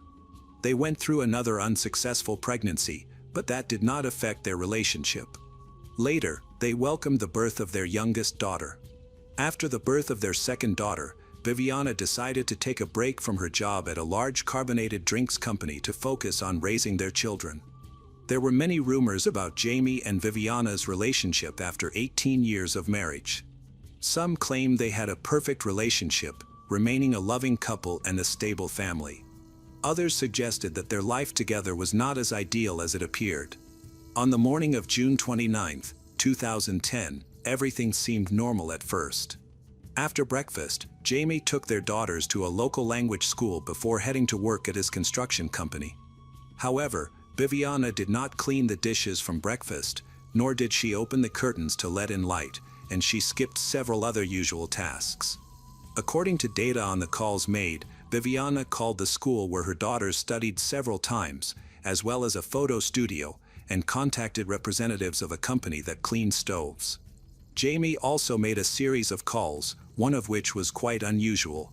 He called his wife's phone at 7:48 a.m., and the conversation lasted less than a minute. Later, he stated that he had called his wife to say goodbye that morning, as he had allegedly forgotten to do so before leaving. In the afternoon, at 1:36 p.m., Jamie was at a bank branch when he received a call. According to Jamie, the caller did not introduce himself and said that Jamie should listen to him if Jamie wanted to see his wife again. The man then heard a woman scream, after which the call allegedly ended. Jamie's statement suggested that he perceived it as a prank or scam, which might explain why he didn't act as most men typically would. He didn't try to contact his wife to find out if she was okay. A few hours later, Jamie's eldest daughter called him and said that her mother hadn't picked her up from school. The girl also mentioned that she was planning to walk home. The path from the school to their home ran through safe areas, but for some reason, Jamie asked her to wait for him. Even after that, he still didn't attempt to contact his wife. On his way to school, Jamie stopped at a small police station to report a mysterious call and his concerns about Viviana possibly going missing. Shortly after, he received another call from his youngest daughter, who had made it home and told him that her mother was not there. She went into her parents' bedroom and found a terrible mess on the bed. Several items and documents were taken from her mother Viviana's purse. The girl also noticed that a small safe, some cameras, and jewelry were missing from their home. After speaking with his daughter, Jamie invited Viviana's older sister, Monica, to stay with his youngest daughter. This time, Jamie made no attempt to contact his wife, despite the seriousness of the situation. When he returned home, the police were already there. They believed that Viviana might have been kidnapped. Gradually, more agents gathered at the house, bringing the necessary equipment in case the kidnapper contacted one of the family members to demand a ransom. By evening, law enforcement officers had thoroughly searched the entire house. They also examined nearby plots of land that could have served as escape routes for the attackers and reviewed a list of residents in the area. However, they found nothing suspicious, which led Jamie to ask them to leave. He expressed concern that their presence was frightening his daughters, especially since they had not received any ransom calls during this time. As a result, the authorities began to consider the possibility that Viviana had left home voluntarily. However, the phone calls she made on the day she disappeared suggested otherwise.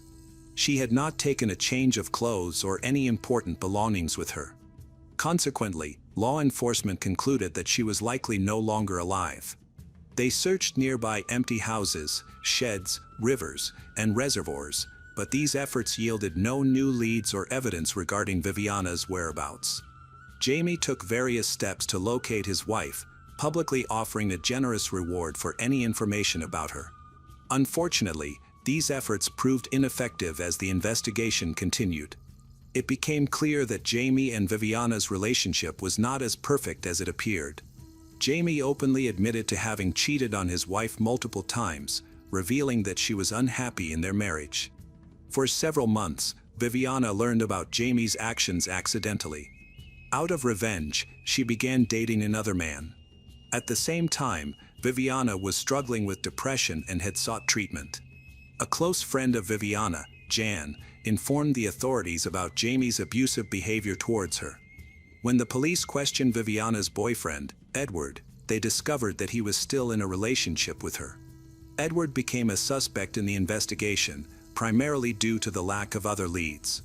Eventually, the authorities reached out to Jamie again. They informed him that they planned to conduct a new search of his property, this time using specially trained dogs. Jamie was very interested and inquired about the effectiveness of these methods. The police officer explained that the dogs could identify human remains with almost complete certainty, especially if they had prior experience. Noticing Jamie's genuine interest, the officer invited him to the training facility to see the dogs in action, and Jamie gladly accepted the invitation. Soon after, he visited the facility and learned that dogs could detect human remains even if they were buried up to 3 meters deep.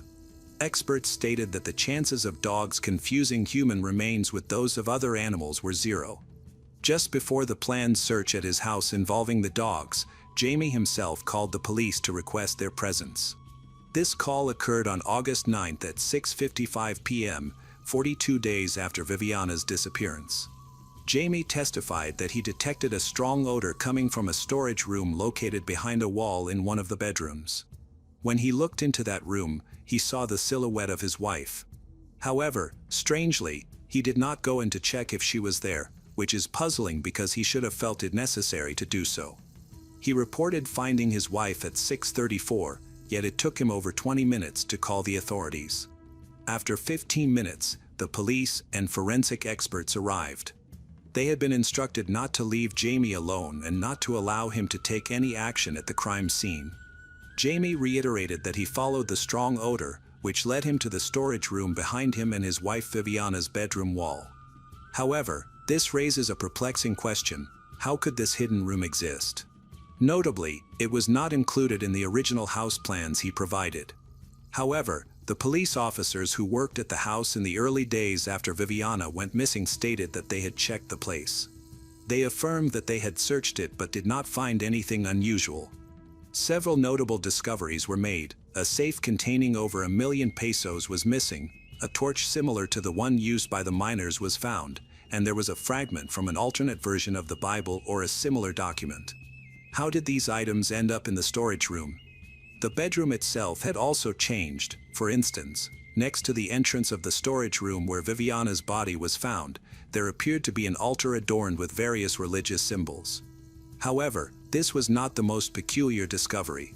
In the initial weeks, law enforcement officers were present at the house but failed to thoroughly investigate one particular room, which was the most likely location for concealing Viviana's body. Despite the police's lack of attention, a puzzling question arises. Why did the strong odor from the decaying remains only become noticeable on the 42nd day? How could no one have detected it earlier? Additionally, why didn't Jamie, who had been sleeping near this room, notice the smell sooner? It is also concerning that Jamie discovered his wife's body just a day before a planned search involving dogs was to take place at the house. This leads to further questions. What if investigators considered the possibility that Viviana chose to end her life voluntarily? During the autopsy, no signs of foul play were found. There was some speculation that she might have ingested a drug previously discovered in the house. However, if that were the case, why did Jamie readily accept the idea of his wife ending her life? Initial forensic examination results showed no signs of external abuse on Viviana. However, the unusual position in which she was found puzzled experts. Viviana was lying down with her hands raised and her legs bent awkwardly. This posture suggested that she had not simply fallen but rather that someone had placed her in that position. Her relatives were dissatisfied with the autopsy findings and struggled to accept the explanation of a voluntary death. They believed that her husband was responsible for her demise. In their quest for justice, Viviana's family hired lawyers and filed a lawsuit against Jamie, who remained notably indifferent, even at Viviana's funeral, where he showed no emotion.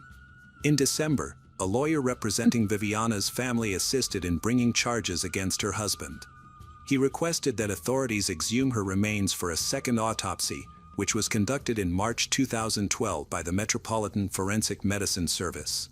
This second autopsy revealed that her wrists had been previously tied with a rope that had been removed after her death. Additionally, experts theorized that Viviana's body had remained in the same location for an extended period without any movement. They also noted possible minor injuries to her head and neck, which might have resulted from targeted blows, a fall, or strangulation. Despite these new findings, the exact cause of her death remained undetermined, and experts were still awaiting the results of a toxicological examination. The legal representative for Viviana's family believes that the injuries on her body suggest she may have been strangled.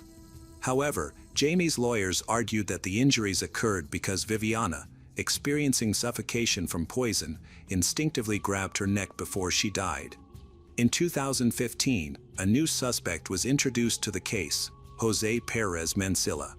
Jose, a man who has a criminal history, was born in Puerto Varas.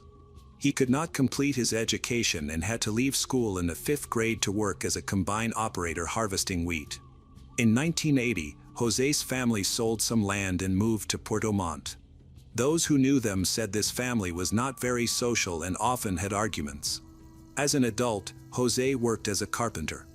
Eventually, he left Puerto Montt for Ancud, where he married Clara Ruiz, and they had 2 daughters. However, their relationship was tumultuous. Due to financial issues, Jose frequently had to relocate, sometimes disappearing for months and then returning as if nothing had happened.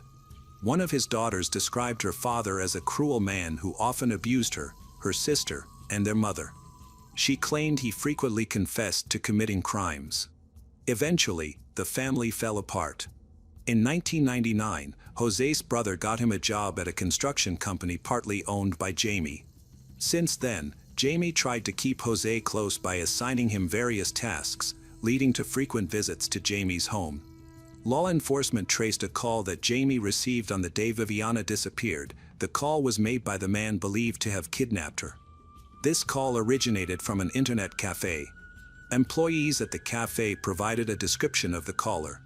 Authorities quickly concluded that Jose had reached out to Jamie. They arrested him on December 8, 2015, and Jose quickly admitted to the crime, stating that he had killed Viviana at Jamie's request. According to Jose, Jamie had offered him 5 million pesos to make Viviana disappear completely. During the investigation of the case, Jose recounted that on the morning of June 29, he knocked on the door of Jamie and Viviana's house, and Viviana welcomed him inside because she knew him well. He stated that he had been sent by Jamie to retrieve some tools from the garage. After she led him to the garage, he attacked her, threatened her, and forced her to go upstairs to the storage room, where he killed her. Although most of Jose's testimony seems plausible, there are inconsistencies regarding Viviana's location. He subsequently admitted to stealing some of Viviana's personal items before leaving to call Jamie and fabricate a story about a kidnapping. As a result of this testimony, Viviana's husband, Jamie, was arrested. His oldest daughter, who was studying in Germany at the time, returned home and defended her father. Jamie's defense argued that Viviana had been a victim of a robbery rather than a contracted murder, claiming that Jose's account was fictional. However, the fact that Jose did not take money from the safe undermined the robbery theory. Further investigation revealed that Jose claimed Jamie had paid Jose in haste because he suspected the police were following him. Jamie gave Jose an envelope with only part of the agreed payment. Despite this, Jose did not pursue confrontation, fearing repercussions. By then, over 7 years had passed since Viviana's death, and all involved had been interviewed. The prosecution maintained that it was a contracted murder, while the defense asserted it was merely a robbery. In 2017, the court reached a verdict. Jose Perez Mancilla was sentenced to 10 years in prison for robbery and the murder of Viviana. To everyone's surprise, Jamie was acquitted and released from custody after a lengthy jail term. Justice system representatives indicated that the prosecution lacked solid evidence beyond the testimony of Jose. Had Jamie been found guilty, he would have faced a life sentence as the alleged orchestrator of the crime. After the verdict was reached, Viviana's family told those involved in her death that this was not the court's final decision. Jamie and his daughters filed a lawsuit against the Chilean state, claiming negligence by officials during various stages of the investigation. Additionally, Jamie's representatives criticized the pressure he faced while in detention and sought nearly 1 million Chilean pesos in compensation each year. Let's head over to the small, quiet town of Malang in North Cotabato, Philippines. It's a place known for its calm vibe and rural charm, where life moves at a slower pace. The people here are deeply connected to the land, relying on agriculture for their livelihood. In this peaceful town lived the Magwad family. Unlike many others, they led a pretty stable life. Cruz Magwad, the father, was an elementary school teacher who was well respected and loved by everyone, often being praised for his hard work. His wife, Lovella, was the principal at the same school. Together, while they didn't make a lot of money, they were considered one of the more privileged families in town. Their youngest child, Criziel Lewis, was 16 years old. He dreamed of becoming a lawyer even at such a young age and was determined to work hard to achieve that goal. Besides being intelligent, he was also creative, playing guitar, drawing, and reading in his spare time. His older sister, Criziel Gwyn, was the more intense one, super smart, driven, and goal-oriented. She had always been that way as a kid, being a Girl Scout with a sash covered in so many badges that there was no room for more. Gwyn didn't stop there. She enrolled in a pre-med program during high school and planned to become a doctor. By all accounts, Gwyn was the type of person who would sit with you at a party if you were feeling shy, sticking by your side until you felt at ease. That's how she met 17-year-old Janice Sibiel. However, unlike Gwyn and Lewis, Janice's childhood was far from happy. She wasn't privileged enough to attend school and had to work from a very young age. Even worse, she grew up without parents. Her first real memories began around the age of 8. Before that, everything was a blur. She only recalls being found by a stranger wandering alone on a huge shipping container boat. Her parents were nowhere to be found, and Janice believed they had abandoned her. A stranger was kind enough to post her picture and name online in an attempt to find her parents. They shared her story on Facebook and various online forums, but no one ever came forward. Eventually, Janice was dropped off at the Philippine version of Child Protective Services, the Department of Social Welfare and Development, where she moved from one foster home to another. Not long after, Janice was offered a live-in nanny job by a family. Though she hated the job, she was incredibly grateful for the opportunity. Janice shared all of this with Gwyn, and Gwyn was so deeply moved by her story that an idea began to form in her mind, an idea that could give Janice the safe, loving home she deserved: adoption. Together with Lewis, Gwyn decided to present this idea to their parents. Like a well-thought-out thesis, they approached the subject with serious dedication, explaining that adopting Janice wouldn't just change her life, it would help their family too. They convinced their parents that Janice could pitch in with the chores around the house, which was a significant consideration in their Asian family culture. It wasn't uncommon for children to share the responsibility of washing dishes, cleaning, and cooking. With one more set of hands to help, the family would run more smoothly. Gwyn's parents weren't exactly rolling in money, but they believed in teaching responsibility. The kids had chores, had to keep their grades up, and attended church every Sunday. They were strict, but it was out of love. Gwyn and Lewis respected that.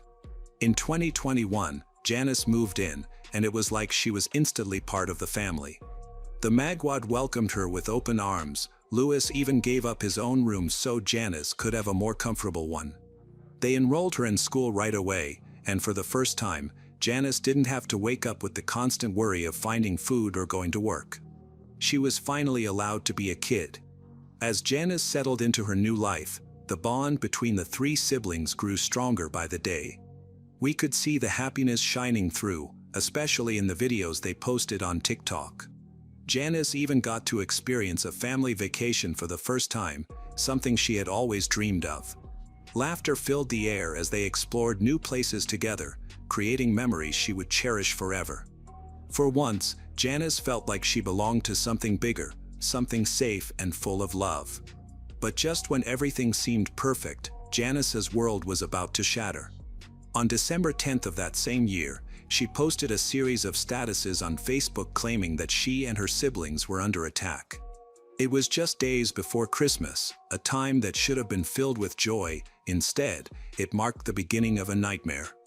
At that time, Mr. Cruz, their father, was at school doing some chores related to the upcoming holiday, while Lovella, their mother, was away on a work trip. Everything changed when Mr. Cruz received a phone call that left him frozen in terror. The voice on the other end told him that their home was being ransacked, and his children were inside. By 3:15 in the afternoon, Cruz finally arrived at the house. It was eerily silent outside the front door. His eyes locked onto a blood-soaked blanket on the ground with a knife nearby. He called out for his kids, but there was no response. He moved quickly to the back door and managed to find a way inside. Cruz moved rapidly through the house, his voice echoing off the walls as he searched for his children. When he entered the living room, that a horrifying sight met his eyes. There, lying on the floor, was his daughter Gwyn. A towel soaked in blood was wrapped around her body, her limbs and torso were covered in multiple slash wounds. But it was the injuries on her neck that were particularly severe. Crime scene photos later revealed the gruesome extent of the wounds. Her flesh was torn apart, and ants had already begun to gather on her body. Not far from Gwyn, near the main door, Cruz found Lewis. His hands and feet were bound, and a gag covered his mouth. His body was riddled with fresh stab wounds, and the amount of blood suggested that the attack had happened just moments before Cruz arrived. But there was one more person missing. Janice's heart pounded as Cruz continued to search the house, calling her name. Finally, Janice appeared. She emerged from her room, her hair wet and her face pale and shaken. She was in shock, barely able to speak. Seeing her, Cruz immediately called the police. The officers arrived soon after, stepping into a crime scene that would later be described as one of the most gruesome in the Philippines. Blood pooled on the floor, and the house bore the marks of extreme violence. Janice, while trembling, told the officers that they had been attacked. The house was in disarray, cabinets had been pried open and personal belongings were scattered across the rooms. At first glance, it seemed like a robbery. However, investigators knew that appearances could be deceiving. They needed to confirm whether anything valuable had been taken to solidify the robbery theory. At the same time, as part of their protocol, the police did not rule out the parents as persons of interest. The police needed to confirm their alibis and whereabouts during the attack. The investigators turned their attention to the room where Janice said she was hiding during the attack. It was messy, but that wasn't unusual for a robbery scene. What stood out, though, were the details that didn't add up. The disarray in the room, though chaotic, didn't have the usual signs of a real robbery. So the police began to search the house more carefully, and they soon found some crucial evidence just outside the front door. The police discovered a blood-stained shirt, which they believed had been dropped by the attacker while trying to escape. About 100 meters away, they found a plastic bag in a ditch. Inside were bloody pants and underwear. It seemed the attacker had deliberately discarded these items to hide evidence. Inside the house, the scene became increasingly horrifying. The living room floor was littered with shards of glass and broken bottles, a clear sign of the violence that had unfolded there. Expansive pools of blood reveal the brutal nature of the attack. Among the carnage, investigators discovered a discarded knife, a baseball bat, and a hammer, each stained with blood. These weapons were assumed to have been used in the murders. Crime scene analysts took careful note of the blood patterns, which provided key insights into the sequence of events. They determined that Gwen, the older sibling, had likely been killed first. Her blood had partially coagulated and rigor mortis had already begun to set in. In contrast, Lewis's blood appeared much fresher, suggesting he had been murdered after Gwen. The different states of the blood and bodies made this theory even more plausible. Lewis's hands and feet were bound, while Gwen's were not. This discrepancy indicated that Gwen might have been ambushed and killed quickly, while Lewis was restrained, likely to prevent him from resisting before his own murder. The fact that so many different tools were used and that the victims had distinctive types of wounds strongly suggested the involvement of more than one attacker. This theory was supported by the fact that Lewis had been restrained. It would have been difficult for a single person to control a victim while also carrying out such a brutal attack. Adding to the mystery, crews confirmed that the weapons found at the scene were his. The murderers seemed to have used tools that were readily available in the house, which made the crime even more unsettling. As investigators continued to gather evidence, they found something that stood out. The family's laundry machine had been used, but there were no freshly washed clothes anywhere in the house. This odd discovery suggested that something unusual had happened after the crime, perhaps an attempt to erase evidence or cover their tracks. The extreme brutality of the crime prompted local authorities to launch a manhunt for the suspects. The public was shocked, and the need for justice became urgent. To help with the investigation, the vice of the Municipal Council of Mlang, North Cotabato announced a reward of 200,000 pesos for any information leading to the capture of the perpetrators. The mayor also offered an additional 50,000 pesos as a bounty. These actions emphasized the gravity of the case and the community's desperate need for answers. Autopsies were performed on Gwen and Lewis over 2 days, starting on December 13, 2021, and the results were chilling. Gwen had sustained 32 stab and slash wounds, some of which were deep enough to almost sever her limbs. One of her ears had been cut off, and her neck and upper arm were nearly severed. Her body also showed signs of blunt force trauma, likely caused by the hammer and baseball bat found at the scene. Additionally, the backs of her hands were bruised, covered in defensive wounds, indicating that she had fought fiercely. Meanwhile, Lewis had endured 51 knife wounds, some so deep that they exposed his bones and internal organs. Red marks on his neck suggested he may have been strangled. Unlike his sister, Lewis had no defensive wounds. He also had signs of blunt force trauma on his limbs and torso. All these injuries were consistent with the weapons recovered at the scene. Investigators quickly ruled out the possibility of a robbery gone wrong, though the rooms appeared ransacked. Only Gwen's phone was missing. Nothing else of value had been taken, leading authorities to believe that the killer or killers were familiar with the victims. It was also striking that the crime took place in broad daylight, which made the entire situation even more unsettling. Before the autopsy results were made public, rumors began circulating online accusing Janice of being involved in the crime. These rumors gained traction due to her survival, the weapons being from the family home, and the locked front door. The accusations grew increasingly intense, with some even threatening Janice. Under the mounting pressure, the police decided to question her. Janice described the events of that day. She had been studying with Gwen in her bedroom while Lewis was downstairs in the living room. Suddenly, they heard screams, and 3 men broke into the house. The 2 girls rushed downstairs and saw the 3 men attacking Lewis with the weapons found at the scene. The attackers then turned on Gwen. In fear, Janice fled upstairs, locked herself in her bedroom, and hid under the bed. Janice was too scared to call the police, so instead, she texted the family group chat asking for help.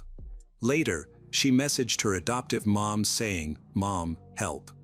When no one saw those messages, Janice went a step further and posted on social media, saying, "Help.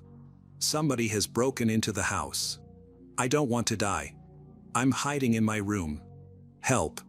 After a few minutes, she deleted the post, worried the attackers might see it and come after her. By the time someone saw the post and reached out to her mom, Janice was too scared to pick up. She even changed her social media username and put her phone on silent, clearly trying to hide. When the house finally fell silent, Janice emerged from her hiding place, too afraid to go downstairs. She claimed she took a shower and changed clothes to calm herself, finishing just as Cruz arrived home. However, there was something odd about this part of the story. Janice had told the police she locked herself in her bedroom the moment the attack began, so why did her room look like it had been ransacked? That raised serious questions. More importantly, Janice's version of events was directly at odds with the forensic evidence. The autopsy results and the way the injuries were distributed made it clear that Gwen was the first victim, not Lewis. This major discrepancy between Janice's account and the evidence made investigators even more suspicious. Something wasn't adding up, and they started to take a closer look at Janice's statements. At first, she told the police her phone was off during the attack, but Cruz remembered calling her phone and hearing it ring with no answer. When Janice was confronted with this, she changed her story again, now claiming that she had been in the shower and hadn't heard her phone ringing. This was starting to sound suspicious. But that wasn't the only thing that raised eyebrows. Cruz also revealed some information about the murder weapons that added fuel to the fire. The baseball bat used in the attack originally belonged to Lewis. He had kept it in his room on the top bunk as a kind of protection.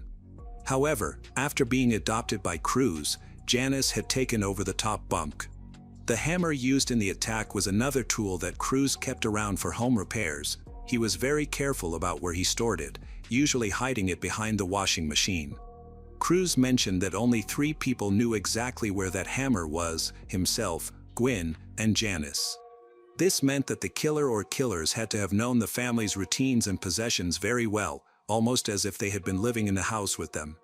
Things became even more suspicious when a delivery driver came forward. The driver had arrived at the house just 18 minutes before Cruz was contacted by a neighbor who noticed that no one had answered the door. The driver kept calling out, hoping someone would respond. Eventually, he noticed a woman peering at him through a door before she suddenly walked away. The woman's identity was never confirmed, but it raised serious doubts about where Janice was and what she was doing during the attack. At the crime scene, it had been locked from the inside, and there were no signs of forced entry. This was significant because it meant that whoever had done this was likely someone familiar with the house, someone who had access to a key and could lock the door after the crime. At this point, it was pretty clear that Janice had something to do with the murders. However, since Janice was only 17 years old, still a minor. Under Philippine law, the police couldn't arrest her without solid proof. This legal issue made them tread carefully, as they couldn't move forward with an arrest until they had more definitive evidence. Rather than arresting her immediately, the authorities placed Janice under the care of the Social Welfare Department while they investigated who had actually committed the murders. If Janice's claim about other people being involved was true, the police had a considerable amount of work ahead of them. 5 days after the murders, a significant breakthrough occurred. The police discovered Janice's fingerprints on the murder weapons. This was a huge deal, but it wasn't the smoking gun. After all, Janice had lived in the house where the weapons were stored, so her prints could have been there simply from handling them. Still, it was a lead they couldn't ignore. To ensure she wasn't treated unfairly, Janice was given a lawyer by the Social Welfare Department. However, things took another unexpected turn when Lovella, Janice's adoptive mother, found a contact tracing form while searching Janice's room for clues. To her surprise, it wasn't Janice's form. It belonged to a 17-year-old boy named Esmeraldo Aldo Cano Jr. Aldo was a sacristan at a local church, and Janice had known him from the orphanage. This discovery sent the police scrambling to determine if Aldo had anything to do with the murders. Soon enough, witnesses came forward confirming that Aldo had been near the crime scene on the day of the killings. One woman stated she saw Aldo drop Janice off near the house right before the murders, and another neighbor said she saw him asking for directions to the house that morning. When shown a picture of Aldo, the woman immediately recognized him. Then, on December 16th, 6 days after the murder, Janice, with her lawyer present, gave a full confession. She admitted to being involved in the murders along with Aldo. Janice explained that her motive stemmed from deep resentment and jealousy. She felt that Gwyn and Louis were receiving all the love and attention from their parents. In her mind, they were standing in the way of her getting the affection she had longed for. She even confessed that killing them would leave her as the only child in the family, guaranteeing that she would get all the love and attention she had recently started receiving after being adopted. Janice revealed that her ultimate goal was to take Gwyn's place in the family, driven by years of emotional neglect in the orphanage where she had grown up. By December 18th, Janice's confession was officially recorded, although it was inconsistent, much like many of her previous statements. The police tracked down Aldo, who voluntarily surrendered, admitting his role as well. Forensic analysis later confirmed that blood found on discarded clothing in a ditch belonged to Aldo. Like Janice, Aldo was also a minor, so he was placed under the care of the Social Welfare Department. Later that same day, in an unrelated banned substance raid, police arrested a 17-year-old for possession of illegal substances. When they searched his phone, they found something that tied him to the case: Gwyn's stolen cell phone. The serial number confirmed it had been taken after the murders. The police pieced it together. Janice had enlisted Aldo to sell the phone because she couldn't get rid of it herself. Unfortunately, the phone had been damaged, making it impossible to retrieve any useful data. The boy who had the phone wasn't involved in the murders. He had simply bought it from Aldo. Because Janice and Aldo were minors, the police couldn't release any juicy details about their confessions to the public, despite the parents pressing for information. As the investigation progressed, Janice stopped cooperating, making it even harder to figure out exactly what had happened. Some people believe Janice's confessions weren't even the full story.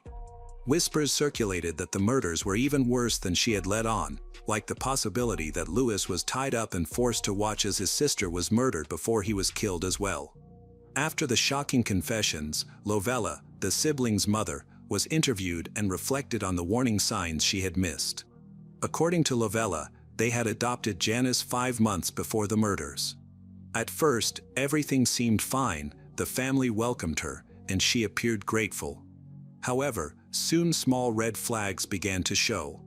In August 2021, when Gwyn's parents were hospitalized, Cruz noticed that 10,000 pesos, about $170, set aside for emergencies was missing. Janice claimed thieves had taken it, but the next day a large sum was found hidden in her school bag.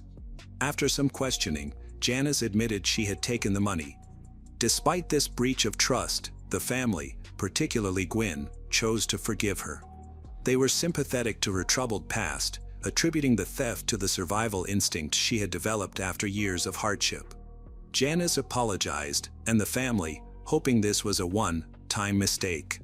They accepted her apology, believing the worst was behind them. However, as months passed, Janice's behavior started to shift in unsettling ways. She became lazy, irresponsible, neglecting household chores and showing a disregard for reminders. She apologized but never followed through. Although troubling, it didn't raise any immediate alarms until the morning of the murders. On that day, Janice did something she had never done before. She called Cruz and Lavella mom and dad for the first time. It was a small gesture, but it felt like a red flag, indicating a deeper, darker shift in her emotional state. It was as if something had clicked in her mind, setting in motion what was about to happen. As the investigation unfolded, more shocking truths came to light. Janice had lied about her origins from the start. Her story of being an orphan was a fabrication. Her parents were alive and had spent years desperately searching for her. When the case went viral, Filipino amateur sleuths dug into her past and uncovered a nearly decade-old missing persons notice. Her parents weren't very active on Facebook back then, so they missed the post. Fast forward to the murders, and that same post started circulating online again. It didn't take long for Janice's biological parents to recognize her. Born in 2005, Janice was the youngest of 3 children, but her childhood was filled with chaos. Her father's gambling addiction tore the family apart, and after remarrying, her mother tried to make the best of the situation by dividing what little they had left among her children. Eventually, Janice and her siblings were placed in different orphanages. By 2020, Janice had actually reunited with her biological family, but that reunion didn't last long. Her relatives later claimed she cut them off, saying they were too poor to be of any use to her. This betrayal shocked everyone. Things took a darker turn when Janice's biological mother, devastated by what her daughter had done, attended the funeral of Gwyn and Lewis. In her grief, she kept apologizing, overwhelmed with guilt about her daughter's actions. In one heartbreaking moment, Janice's biological mother even knelt down, but the Magwad weren't seeking revenge. They made it clear that they weren't angry, only seeking justice. They insisted that Janice's biological mother encourage her daughter to confess. Janice's mother tried to visit Janice at the social welfare office, but Janice refused to see her, citing strict rules. Then, the investigation took a jaw-dropping turn when evidence surfaced suggesting the murders were premeditated. Screenshots of a conversation between Janice and an unknown person went viral. In the messages, Janice confessed that she wanted to kill her siblings, thinking their deaths would give her the freedom she craved. She even wondered if anyone would still accept her if she committed murder, expressing a chilling belief that no matter what she did, God would forgive her if she asked. Some sources claim that Janice often talked about the 2009 horror movie The Orphan, a film about a young girl adopted by a family who ultimately betrays and kills them. She even posted on Facebook that she loved the movie and watched it repeatedly. When Janice's trial began, her behavior was just as disturbing. She was seen smiling and laughing in court, showing no remorse or regret. Cruz and Lavella, devastated by the loss of their children, said in interviews that they might have forgiven Janice if she had shown even a hint of genuine remorse, but her coldness only deepened their pain. The case became a national sensation in the Philippines. From March 2022, when Janice and Esmeralda were officially charged with murder, to their conviction on May 17, 2022, the case was closely followed by the public. Janice Sibiel was sentenced to 31 years in prison, while Esmeralda Aldo Cano Jr. received a 29-year sentence. However, both sentences came with one condition: they would serve them under the supervision of the Department of Social Welfare and Development until their 21st birthdays, after which they would be transferred to adult prisons. Gwyn and Lewis's parents had mixed feelings about the trial's outcome. While they recognized that the courts handed down the toughest punishment possible under the law, they felt the laws were too soft. The biggest issue, however, was Janice's complete lack of remorse.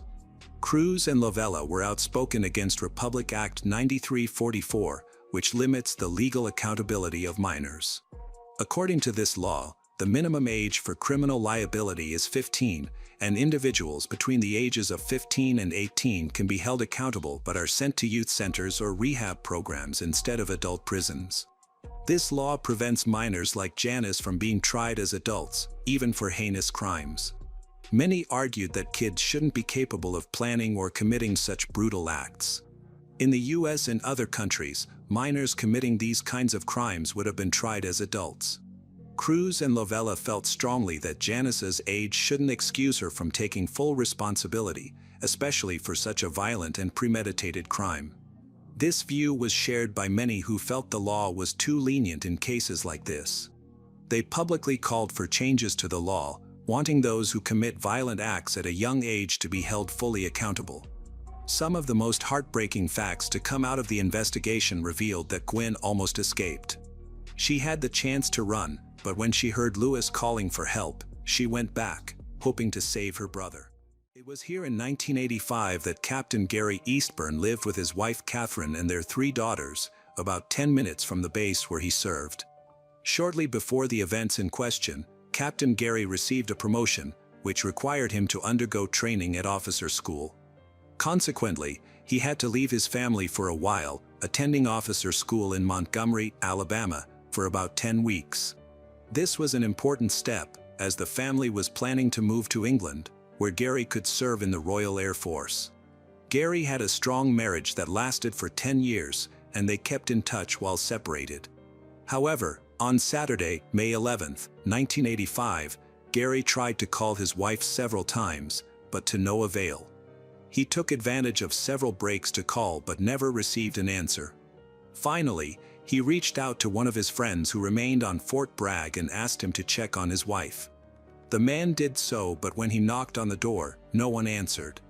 He couldn't wait forever, so he simply left Catherine a note, asking her to call her husband back as soon as she could.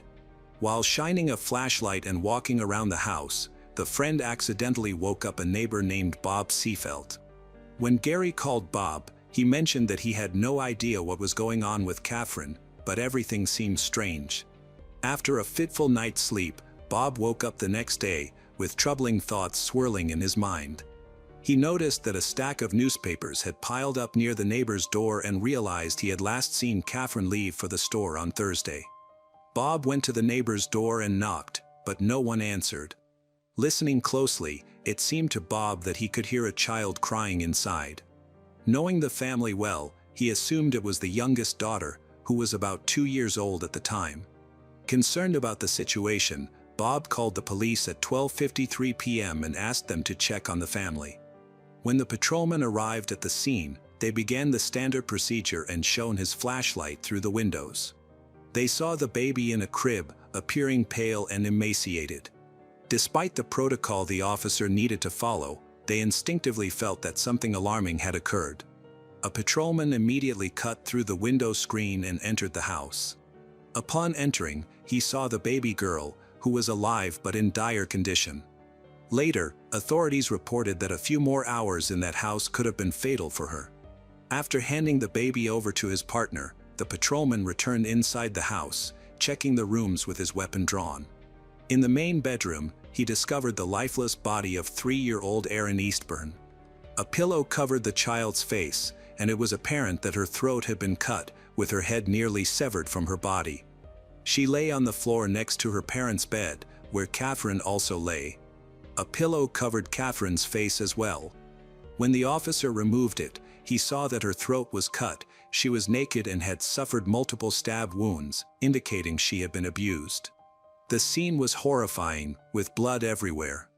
The patrolman ran outside, trying to catch his breath. When he was reminded that the family had 3 children, they still needed to find one more child who might be alive and in danger.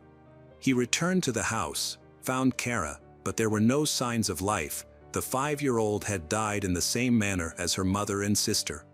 When the investigation began, detectives quickly noticed that a similar crime had occurred 15 years earlier involving a military family, the MacDonald family, who were killed in a similar fashion. This crime was committed by a military man, a husband and father named Jeffrey. Numerous coincidences were found in the handwriting of the criminals and the circumstances of these two murders, suggesting that they could have been committed by the same person. However, at the time of the massacre of the Eastburn family, Jeffrey MacDonald was already behind bars and could not have been involved in this crime. Rumors spread quickly, leading many to believe that Jeffrey MacDonald could have had an accomplice or an imitator. Forensic experts found blood all over the house, as well as clear traces of cleaning in some places, indicated by X stains of blood. It was obvious that the criminal had tried to clean up but left even more traces. Using luminol, investigators could see that the marks had been erased on the bathroom door handles. Likely, the perpetrator used a towel that had been thrown into the laundry basket. The crime was believed to have been committed between 8 p.m. on May 9 and 3 a.m. on May 10, 1985. As it turns out, the last person to see the family alive was the nanny, Julie. The young girl had been babysitting the youngest daughter for several days before their bodies were found and was automatically placed on the suspect list. Julie mentioned prank calls that Catherine had complained about before she was killed. Some man had been calling several times a day for 3 months, but it didn't particularly bother Catherine. She didn't feel any danger from these calls and never went to the police. Julie remembered another person with whom Catherine had been in contact, a certain Angela who was going to take the dog from the Eastburns, Dixie. Due to plans to move, they decided to give it away because there was no one to leave it with. According to the nanny, Catherine had left an ad in the newspaper, and after that, she received a call from Angela. Julie was curious about what happened next and unexpectedly shifted the focus back to the bloody crime of 15 years ago. She was worried that it could have been committed by a copycat of Jeffrey MacDonald and wanted to know what the police thought about it. The detective had no trouble getting the suspicious nanny to talk. She willingly shared her long friendship with Dr. MacDonald, believing that he was innocent. They had known each other for a long time and even exchanged letters for several years while he was in prison. When she was asked about her interest in the case, she was unable to justify his behavior, and the detective did not pay much attention to her words. When she confirmed her alibi, he simply removed her from the list of suspects. The police continued to work in the Eastburn house even after midnight, despite the late hour. A young man named Patrick Cohn approached them and decided to tell them about what he saw on the night of Friday, May 10, 1985, at about 3:30 a.m. He noticed a tall, fair-skinned man in jeans, a knitted hat, and a black jacket leaving Eastburn house. The man was carrying a garbage bag slung over his shoulder, got into his white Chevrolet Chevette, and drove away. Patrick's statement was taken seriously, and he was brought to the police station to help create a composite sketch. When the portrait was finished, there was a striking resemblance to a serviceman named Timothy Hennis. He was a 27-year-old man who, along with his younger brother and sister, had been adopted by the Hennis family, a couple who took all 3 of their children from an orphanage. They grew up in a fairly well-off family in Minnesota, which provided them with a bright future. Shortly before these tragic events, Tim married Angela in secret before Christmas in 1984. That same year, Tim's brother died in a motorcycle accident, so they opted for a modest celebration instead of a lavish ceremony. A couple of years later, they had a daughter, Christina. Tim admitted that he was familiar with the victim, Catherine, but there was a good reason for it. They decided to get dog for company, leading to the contact with the woman from the ad. Tim denied any involvement in the crime but mentioned a curious coincidence. He had arranged to meet Catherine on Tuesday, May 7th, just 3 days before the crime, to look at Dixie. When Tim first met the police, everyone was amazed because he looked exactly like the composite sketch. The police asked him to sign a waiver of Miranda rights, to which he agreed, provided he could be assured that he was not a suspect, which turned out to be a ruse.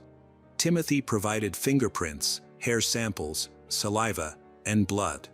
He confirmed that he had indeed met Catherine that Tuesday and had taken her dog, after which they had not seen each other again. Timothy denied any involvement in the crime and provided a detailed account. Witness Patrick was called to identify him, and he pointed to Timothy.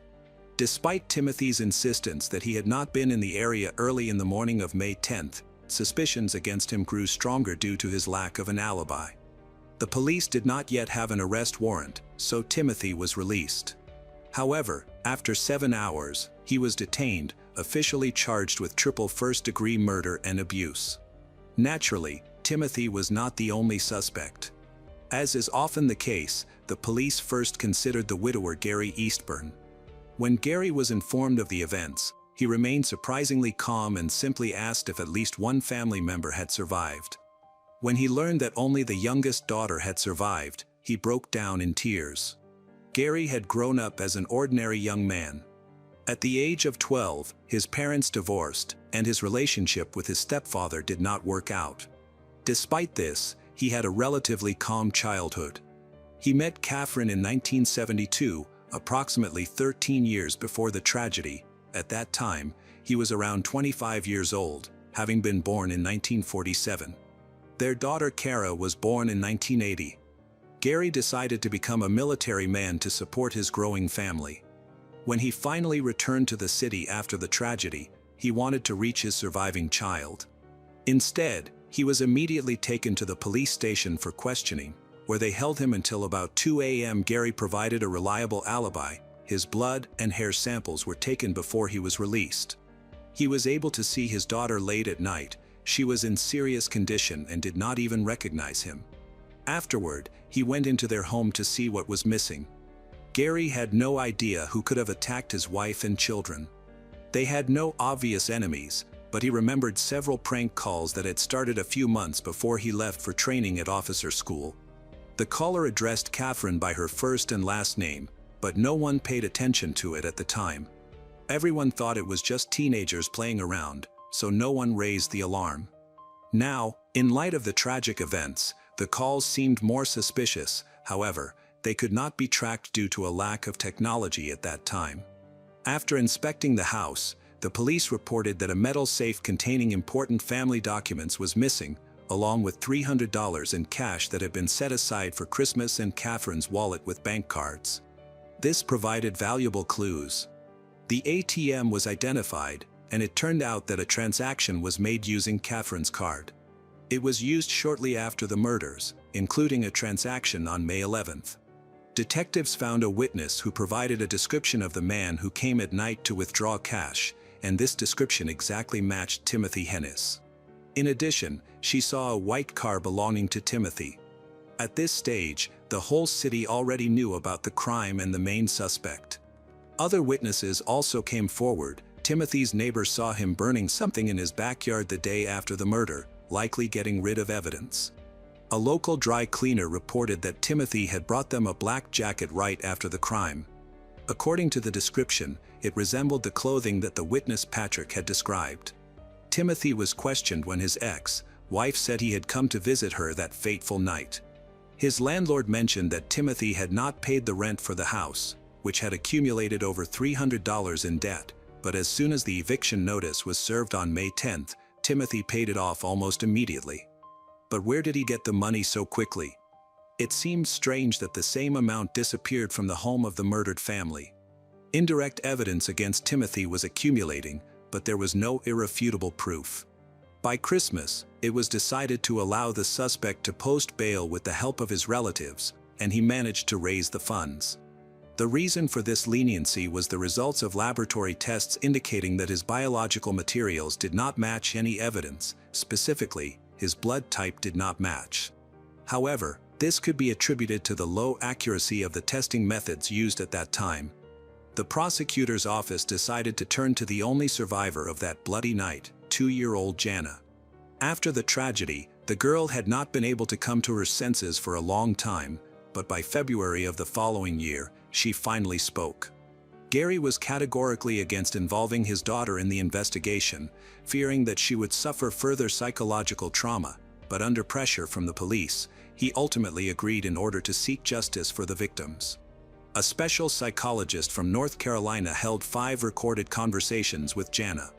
During this time, she experienced several panic attacks and was still unable to recognize Timothy's photo. Based on the results of these sessions, it remained unclear whether there was one perpetrator or multiple criminals. Thus, the prosecutor's office decided to refuse to use Jana's testimony in the case. The trial was set for April 27, 1986. Timothy rejected the plea bargain offered by the prosecution. His lawyer wanted to change the location of the hearing but ultimately decided it would not make much difference. Instead, the defense focused on refuting the numerous circumstantial evidence on which the prosecution's case was based. The lawyer argued that the witness Patrick was lying when he claimed to have seen Timothy, described his appearance and car in such detail, especially since it had happened at night. He questioned how Patrick could have seen all of this in the dark. The lawyer discovered that the witness was going through a difficult time and had been pressured by the police. During numerous meetings with Timothy's lawyer, Patrick admitted that he might have made a mistake during the identification. The more he talked with the defense, the less certain he became about having seen Timothy on the street that night.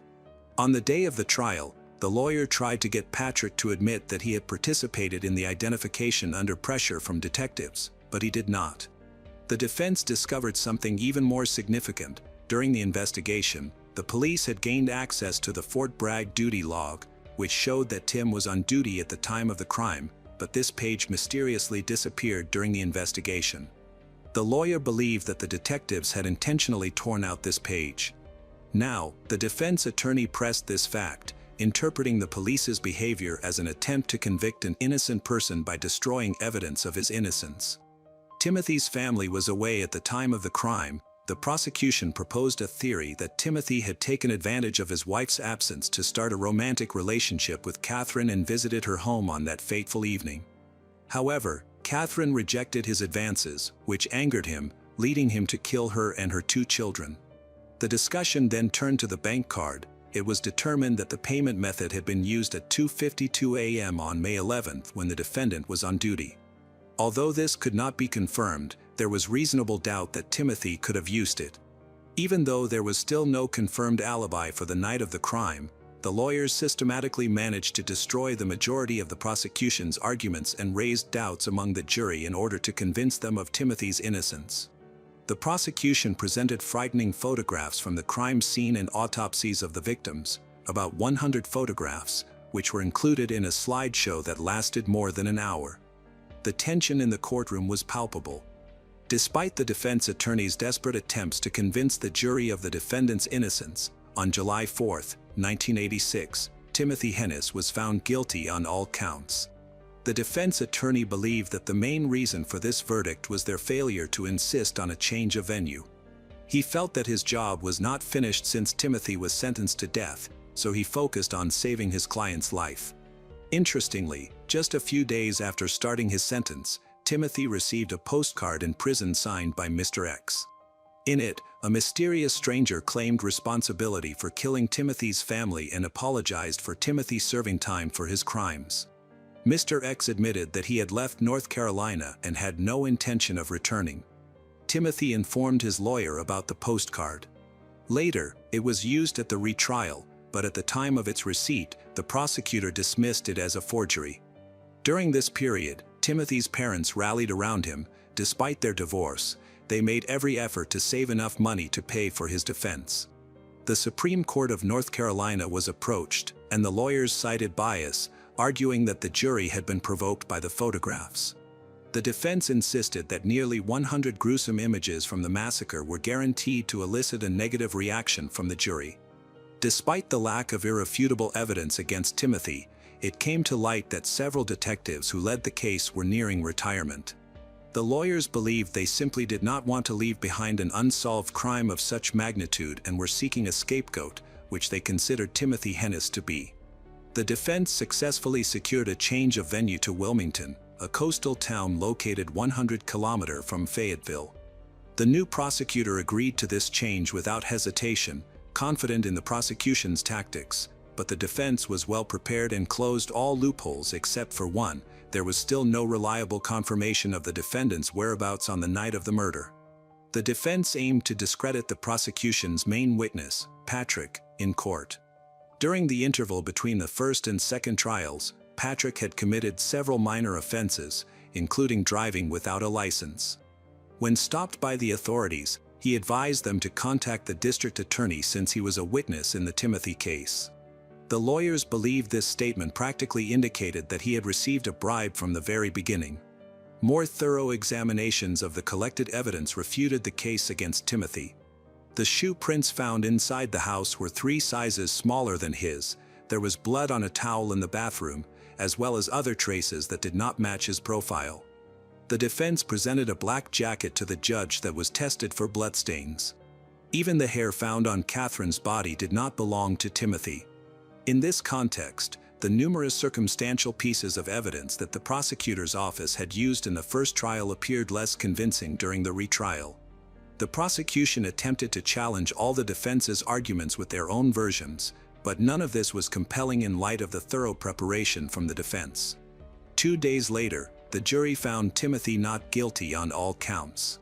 It is noteworthy that during this hearing, only a few photographs from the crime scene were shown, as opposed to the 100 images in a lengthy slideshow during the first trial. 3 years later, Timothy was released from death row. He re-enlisted in military service, served in Saudi Arabia and Somalia, and then returned to the United States. In 1998, Timothy and his family settled in Fort Lewis, Washington. In 2004, he retired from the Army and took a job at a waste processing plant. He also became a Boy Scout leader. Meanwhile, widower Gary followed his plan and moved with his surviving daughter to the UK. In 2009, he served in the Royal Air Force, after which he married a nurse. In 2009, after leaving the Air Force, Gary returned to the US and settled in Washington. Subsequently, legislation was amended to prohibit retrials for individuals already convicted twice of the same crime. Disagreements arose on the basis that during the first trial, Timothy was in military service, thereby placing him under a different jurisdiction. This left the state in limbo, although it did not exclude the possibility that he could be brought to retrial. Despite such situations being rare in the state's judicial practice, they did not return to the case for almost 20 years. It seemed that life was improving, but the case of the triple murder remained unsolved. Finally, in 2006, a detective investigating particularly brutal murders decided to test the DNA materials collected from the body of Catherine. However, the only information the laboratory could provide at that time was that the collected samples belonged to a light-skinned individual. By 2010, the laboratory in North Carolina became embroiled in a significant scandal. It turned out that over the past decade and a half, the state crime lab systematically concealed or manipulated evidence to ensure convictions. This was revealed in at least 230 cases, 10 of which resulted in the wrongful conviction of innocent people sentenced to death. 3 of them even received lethal injections and were deprived of life. The DNA in the Eastburn case was retested, and the examination showed that the materials from the crime scene in the archive matched those of Timothy Hennis. In light of such convincing evidence, his trial was reopened for the 3rd time. Timothy hired the best military lawyer named Frank Spinner to lead his defense team.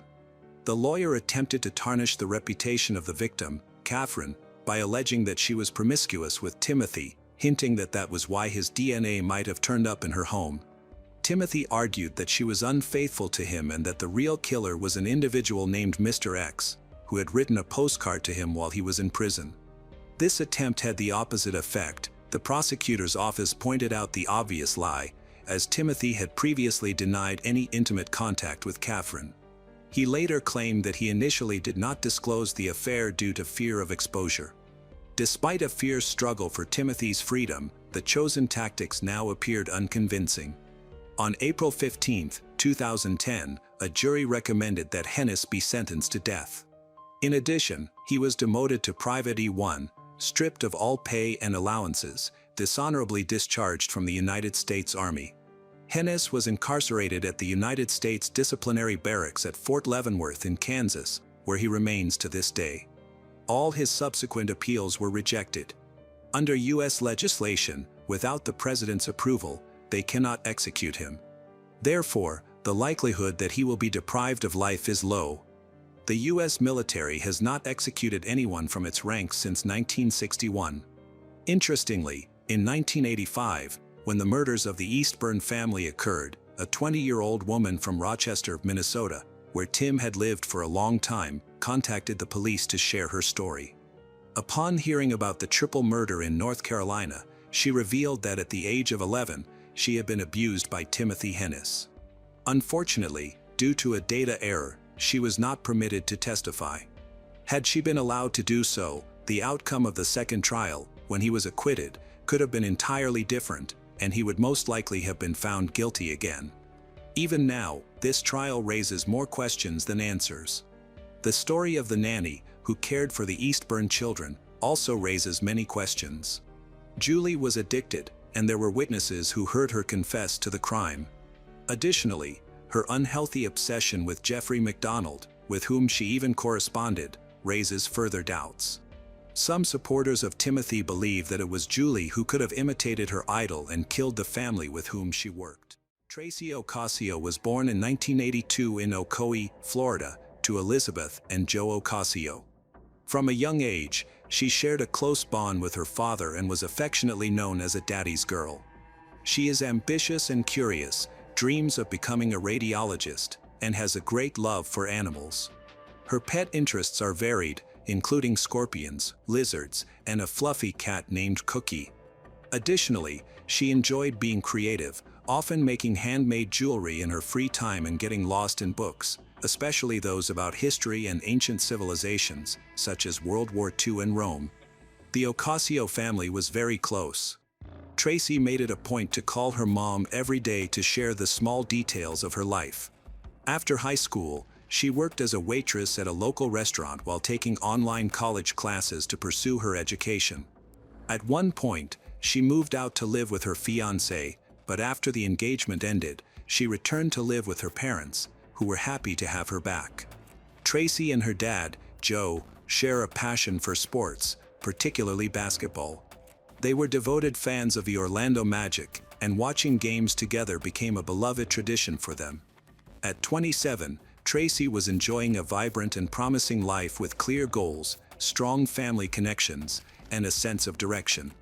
Everything changed on May 26, 2009, when she eagerly anticipated the Orlando Magic playoff game against the Cleveland Cavaliers. Originally, she planned to watch it with her dad, but due to an unexpected work commitment, he couldn't make it. Instead, she decided to go by herself to the Florida Tap Room on Raleigh Street, a bar she often visited and where she knew many patrons. The bar was bustling with basketball fans, creating a lively atmosphere that felt familiar and safe to her. She watched the game amidst cheers and excitement, but after it ended, something went terribly wrong. Tracy never returned home. Tracy's mother, Elizabeth, grew increasingly worried when she didn't hear from Tracy after the game, as her daughter was typically in contact. Tracy had also mentioned that she would come straight home after the game. As hours passed without word, Elizabeth realized that Tracy had disappeared. The following day, her family reported her missing, and the search commenced. Investigators focused on the last place she was seen, the Florida Tap Room. Surveillance footage from the bar revealed important information. Tracy was observed leaving between 1 a.m. and 1:30 a.m. with a bald man who seemed to be around her age. They looked relaxed and were engaged in conversation as they exited together. Elizabeth and Joe did not recognize the man. That night, Tracy wore black jeans, a tank top, a hooded jacket, and a green and white hat. The footage showed no signs of distress. She seemed aware and left willingly. Consequently, identifying the man became a priority for investigators. While searching for Tracy, a significant discovery was made. On the evening of May 27th, her yellow 2002 two-door Chevrolet Cobalt was found parked on Franklin Street in Ocoee. This was the same car she had used to go to the bar the previous night. The vehicle was left unlocked in a dark, isolated area with no street lights or nearby traffic, giving it an abandoned look. Inside, there were no personal belongings, no bag, no phone, nothing at all. One detail that stood out to investigators was that both front seats were reclined forward, suggesting that someone might have accessed the back seat or attempted to help someone get in or out. This was unusual for Tracy, as she rarely used the back seat of her compact car, which was cramped and not comfortable for adults. Any possessions she had would likely be in the trunk. Furthermore, her father, Joe, emphasized that she disliked dark areas and would never intentionally park in one unless absolutely necessary. This raised the question, Why was her car left there? The answer soon became clear. The man who was seen with Tracy on the night of May 26 was identified as James Hadaway. When detectives contacted him, he was surprisingly willing to talk. James shared that he met Tracy at the Florida Tap Room, where they chatted during the game. He then asked her for a ride because he didn't have a car. According to James, Tracy dropped him off and drove off. However, her car was discovered only a few yards from his home, where he lived with his father. This connection made James the last person known to be with Tracy, and her abandoned car was essentially on his doorstep, raising suspicion. Investigators examined Tracy's phone data, revealing that her phone had turned off around 8:30 a.m. on May 27, the morning after the game, with its last location ping matching where her car was found. This provided sufficient reason for police to obtain a search warrant for James' house. Inside, they found no signs of Tracy and no personal belongings of hers, but they did discover a large amount of banned substances. It was revealed that James had been using banned substances while out on bond, leading to his arrest. More disturbing details emerged when it became known that James had a lengthy criminal history, including charges related to juvenile kidnapping. Shortly after his arrest, two witnesses, who were friends of James, came forward stating they had seen him leave the bar that night with a woman resembling Tracy. One witness even claimed to have seen her enter his home and stay there briefly, alleging that he had encouraged her to try a banned substance, which she refused. This contradicts James's earlier assertion that Tracy simply dropped him off and then drove away. James was in custody but not charged in connection with Tracy's disappearance, and his situation was becoming increasingly complicated. Detectives focused all their efforts on locating Tracy, utilizing bloodhounds. However, it was surprising that the dogs could not detect her scent in her own car. As the investigation continued, Tracy's father, Joe, took action by distributing flyers throughout Ocoee and searching parks, streets, and vacant lots for any trace of his daughter, but he found no leads. The family also reached out to Tim Miller, founder of Texas EquuSearch, for assistance. Volunteers searched over 2,500 acres of land, yet there was still no sign of Tracy. Detectives persisted in questioning James, but he refused to disclose any information about Tracy. As nearly a month passed since her disappearance, their suspicions about him grew. Investigating James's background revealed a concerning history of trouble, including substance abuse, inconsistent employment, and questionable activities such as illegally dumping debris. Although he was already facing charges, new troubling details about his past came to light during his trial. People acquainted with James reported unsettling experiences, noting his unpredictable mood swings that could shift from friendly to violent without warning. Several women expressed feelings of danger when around him. The most disturbing story emerged, closely resembling Tracy's situation. Almost a year before Tracy disappeared, a woman named Rachel Clark gave James a ride home. As they said their goodbyes, James suddenly turned aggressive. He attacked Rachel, knocked her to the ground, and whispered that she shouldn't make him kill her. She fought back and screamed until a passerby intervened, scaring James away. Rachel survived, but she suffered severe bruises, scratches, and trauma. Her experience echoed Tracy's last moments with James. Although no charges were initially filed against James regarding Tracy's case, he quickly became the main suspect due to his lies, previous criminal record, his presence near Tracy's abandoned car, and his violent history. What made the situation even more frustrating was that James was never charged for his vicious attack on Rachel Clark. She had filed a police report, but when detectives tried to find him, he had disappeared until almost a year later when he became the primary suspect in Tracy's disappearance.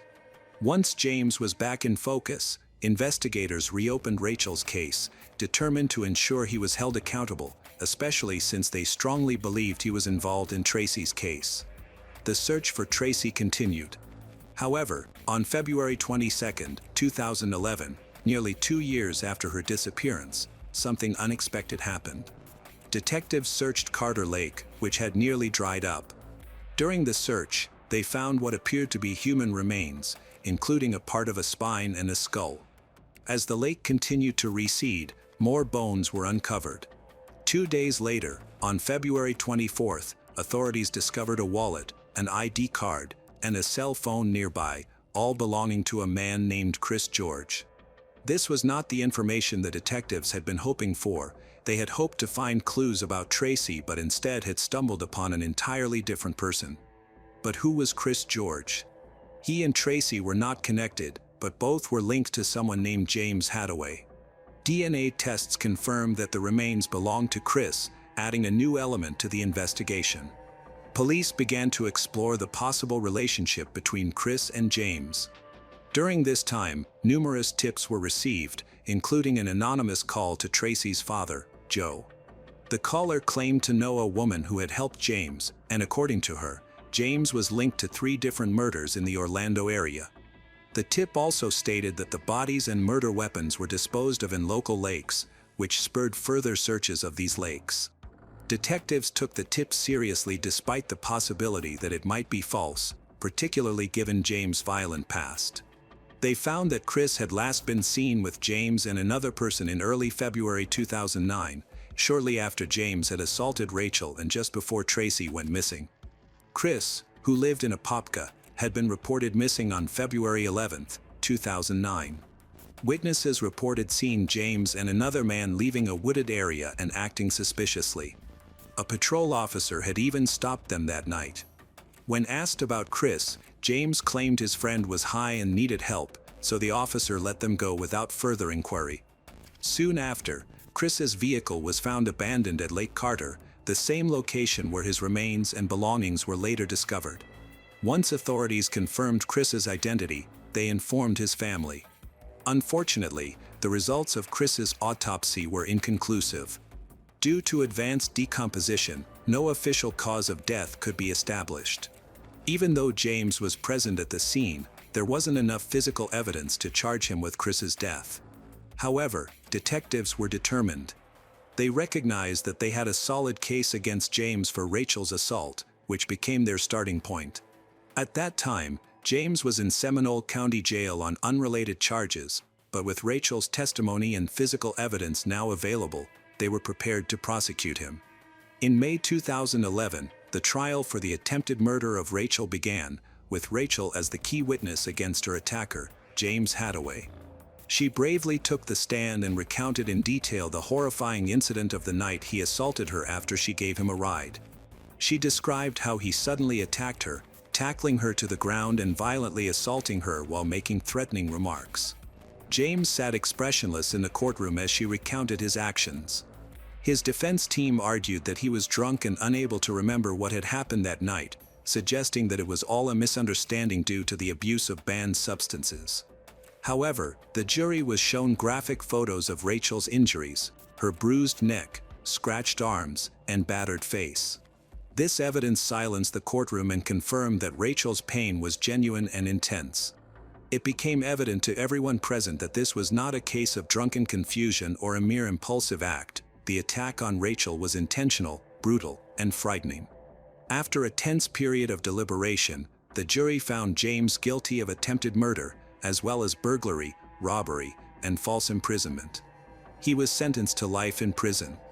After the sentencing, James stood up to address the court, apologizing to Rachel. He acknowledged that her injuries were his fault and sincerely apologized for what had happened. He stated that he didn't intend to hurt her, but he regretted what occurred. For many present, his words felt insincere. The idea that he could cause such trauma and then simply say sorry, as if that might make it all disappear, was infuriating. Rachel had fought to survive. She bore the physical and emotional scars from that night, and no apology could take that away.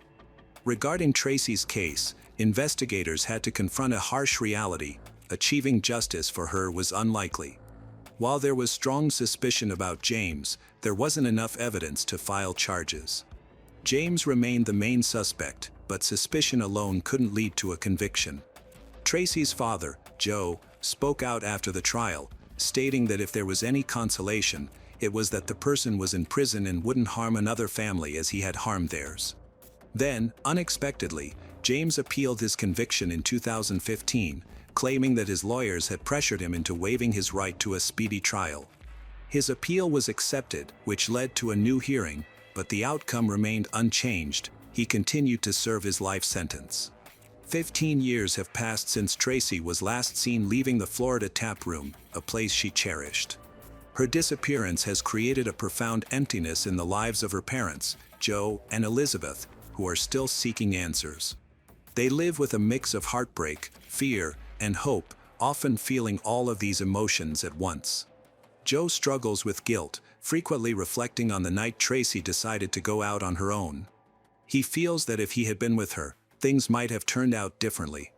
However, he knows it wasn't his fault. No one could have predicted what would happen. If blame is to be placed, it falls on James. Yet, without solid evidence, justice remains elusive. The case is still open, and Detective David Gray is committed to pursuing every lead, regardless of how insignificant it may seem. Tracy's family holds on to the hope that one day they will uncover the truth, as no family should have to endure what they have. The Lundy family lived a quiet life in Palmerston North, New Zealand, a cozy town with a pleasant atmosphere.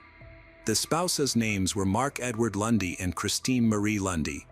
At this time, they had been married for 17 years. They almost never quarreled and had one child, a daughter named Amber. She was cheerful, sociable, and becoming a model student in her elementary school. Amber was also a member of the Scouts. The Lundy family owned a business, which Mark ran as the public face of the company, while Christine took on a significant portion of the administrative work. However, they chose a narrowly specialized activity that was not very popular. As a result, the business did not develop as they had hoped. Despite their stubborn efforts to invest and grow the business, they incurred losses, which ultimately left them with about $100,000 in debt. As their business prospects seemed bleak, Mark decided to seek alternative sources of income.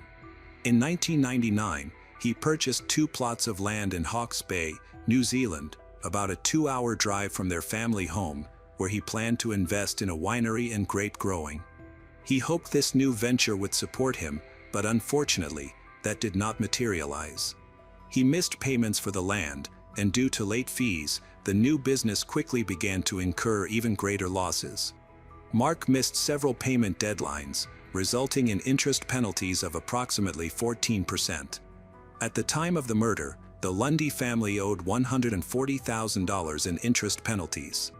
The final deadline was August 30, 2000, the day his wife and daughter were found dead. On the morning of August 29, 2000, Mark went to Pet One, near Wellington, about 150 kilometers from Palmerston North, to address some business-related matters and to sell a couple of kitchen sinks, which was a common task for him. Around 5 p.m. that same day, he checked into a motel in Pet One. Half an hour later, he called Christine, and they spoke for 8 minutes. She shared her plans of taking Amber out to dinner at McDonald's. After their conversation, she made another call to a friend and then left with Amber for dinner. Later, a receipt from the cafe was found at their home, but there was no further news from Christine. The next morning, Mark went to more meetings. He called Christine again, but she did not answer. After waiting some time and trying twice more, he found it strange that she was not responding. Normally, she would answer right away. Concerned, Mark decided to reach out to Christine's friend, but she seemed rushed and unable to help. At around 9 a.m., Glenn Wedgery, Christine's brother, went to Lundy's house to see Christine about his GST return. A horrifying scene unfolded before his eyes as he entered the house. He saw both Christine and Amber in tragic situations. Immediately, Glenn notified the police and Mark. Upon arriving in Palmerston North, Mark found that the road to their house was blocked by police. He was detained and told he needed to go with them to the station because his wife and daughter were deceased. Overwhelmed with grief, Mark could not believe what they were telling him and was visibly distraught. The officers decided that the news was too much for him, so they took him to the station in a patrol car. Once at the station, Glenn was already there. Glenn owned a small business and occasionally sought help from Christine with administrative issues. On the morning of August 30th, he first called Christine to confirm whether she was busy, but she did not answer. Knowing that his sister was responsible and unlikely to cancel a planned meeting at the last minute, he decided to go to her house. Rarely using the main entrance, and out of habit as a close relative, he entered through the back door. To his surprise, Glenn found that the back door was wide open and it was suspiciously quiet inside. At first, he decided not to attach any importance to it. He walked inside and greeted the family, but no one answered. When Glenn walked around the house, he understood why he was being ignored. First, Glenn found Amber. More precisely, he thought it was Amber because given the state of the body, it was difficult to identify the girl. She showed no signs of life. He checked her pulse and confirmed that she was dead. Glenn noticed how badly her head was disfigured. It looked like a bloody mess. Then, he found his sister lying naked in bed. Her head and face were also badly disfigured. Glenn immediately called the police. While waiting for law enforcement, he remained in the house, sitting at the kitchen table, not understanding what could have happened to his loved ones. When the police and paramedics arrived on the scene, they immediately assessed the scale of the attacker's cruelty. The scene showed that both Christine and Amber had been attacked with such fury that parts of their brain and skull fragments were found on the floor and walls. A large piece of brain matter was even found on the ceiling in Christine's bedroom. Judging by the position of the bodies, it seemed Christine had tried to escape, but the attacker caught up with her in the hallway and beat her to death with blows to the head from a heavy object. The house was carefully examined, and it turned out that only Christine's jewelry box was missing. The police had no clues. Forensic experts were only able to find a broken latch on one of the windows, suggesting the thief probably entered through it. Additionally, there was a small blood stain here, which seemed too far from the scene of the attack and was likely left by the criminal. Despite the fact that some valuables were missing, this crime did not appear to be related to robbery and seemed more personal in nature, given the severity of the attack. Mark was obviously traumatized by the news of his family's death. Even when he was brought to the police station, he still could not formulate his thoughts coherently. However, after a while, he calmed down and was able to communicate with law enforcement officers. He described in detail the last day of his trip on the eve of the massacre. He had a reliable alibi since he was in another city engaged in selling kitchen sinks, which was confirmed by numerous witnesses. Mark described his nearly two-decade marriage as a sincere and loving relationship, but admitted that he had not had intimacy with his wife for quite some time, which seemed like a serious contradiction. Mark was reluctant to go into intimate details about his marriage, as if he were hiding something. Nevertheless, during questioning, he admitted that to compensate for the lack of an intimate life, he periodically used escort services. While Mark was at the motel, he read a book, drank half a bottle of rum, called a business partner at 8:28 p.m., and then at 11:30 p.m. contacted an escort agency and used the services of a call girl. He left the motel early in the morning and went on business, and by 8 a.m., he was already selling sinks. Mark's first client also told the police that he had tried to contact his wife several times that morning, but she had ignored his calls. After Mark's interrogation, the police were almost certain that he was innocent. At least, he did not raise any suspicions. The only questionable point in his story was his regular infidelity, which he had tried to hide during the early stages of the interrogation. As a result, his behavior was attributed to guilt over his infidelity. Mark was released, but they did not remove him from the list of suspects, as further checks of many facts were necessary since husbands are often responsible for such crimes. Law enforcement agencies briefly mentioned that Christine and Amber had died from multiple blows to the head from a heavy object, something like a weapon or small axe. However, nothing like this could be found at the scene of the massacre. A later forensic examination allowed investigators to find remnants of Fleck brand paint in the victim's hair, and its color was identical to that which Mark used to mark his own tools in case he lent them to someone. After comparing these facts, the police began searching for something like an axe that could be on the list of Mark's tools. Mark confirmed that there should be an axe in the garage, but it was not found during the search. The tool had disappeared. The most suitable place to dispose of the weapon was a river flowing near the crime scene. Several groups of divers combed the bottom but found nothing. Despite this, the detectives were sure that Mark was not involved in the murder and that the criminal had simply used his axe. However, this belief was not universally shared. At the funeral of his wife and daughter, Mark was heartbroken. He cried during the entire service, could not even get up when everyone else did. He had to be escorted to the car because he could not walk normally. Many thought that Mark was simply overacting, trying to hide his guilt and confuse everyone. While Mark's family supported him in every way and confirmed that it was very difficult for him. However, the rumors proved impossible to stop. Everywhere Mark went, people looked for some kind of catch and tried to find a way to incriminate him. It got so bad that the police even had to hold another press conference at which law enforcement officers confirmed that Mark was essentially another victim in this situation, just like the deceased, so he was not considered a suspect in the murder. At the same time, forensic experts continued to collect information, and inconsistencies began to emerge. It turned out that a few hours before the murder and for several hours afterward, Mark's phone was disabled. This was contrary to the usual activity of a man who often received calls. Then a woman came to the police station, introducing herself as a neighbor of the Lundy family, Margaret Dance. The witness reported that on the night of that fateful day, she went to a choir rehearsal at about 7:15 p.m. As she was leaving, she saw a stout man running down the street, dressed in overalls, with light curly hair that looked like a wig. It seemed that it was a man trying to disguise himself as a woman. When the stranger ran past her, she recognized Mark. He ran by without saying a word or turning around. Margaret was sure that it was Mark, who should not have been in the area because of his absence, and all of this seemed suspicious. Following this statement, the police officers decided to check on Mark again. This time, they obtained a warrant to search his car, exposing the interior thoroughly. Mark admitted that he had driven it on the night of the 30th.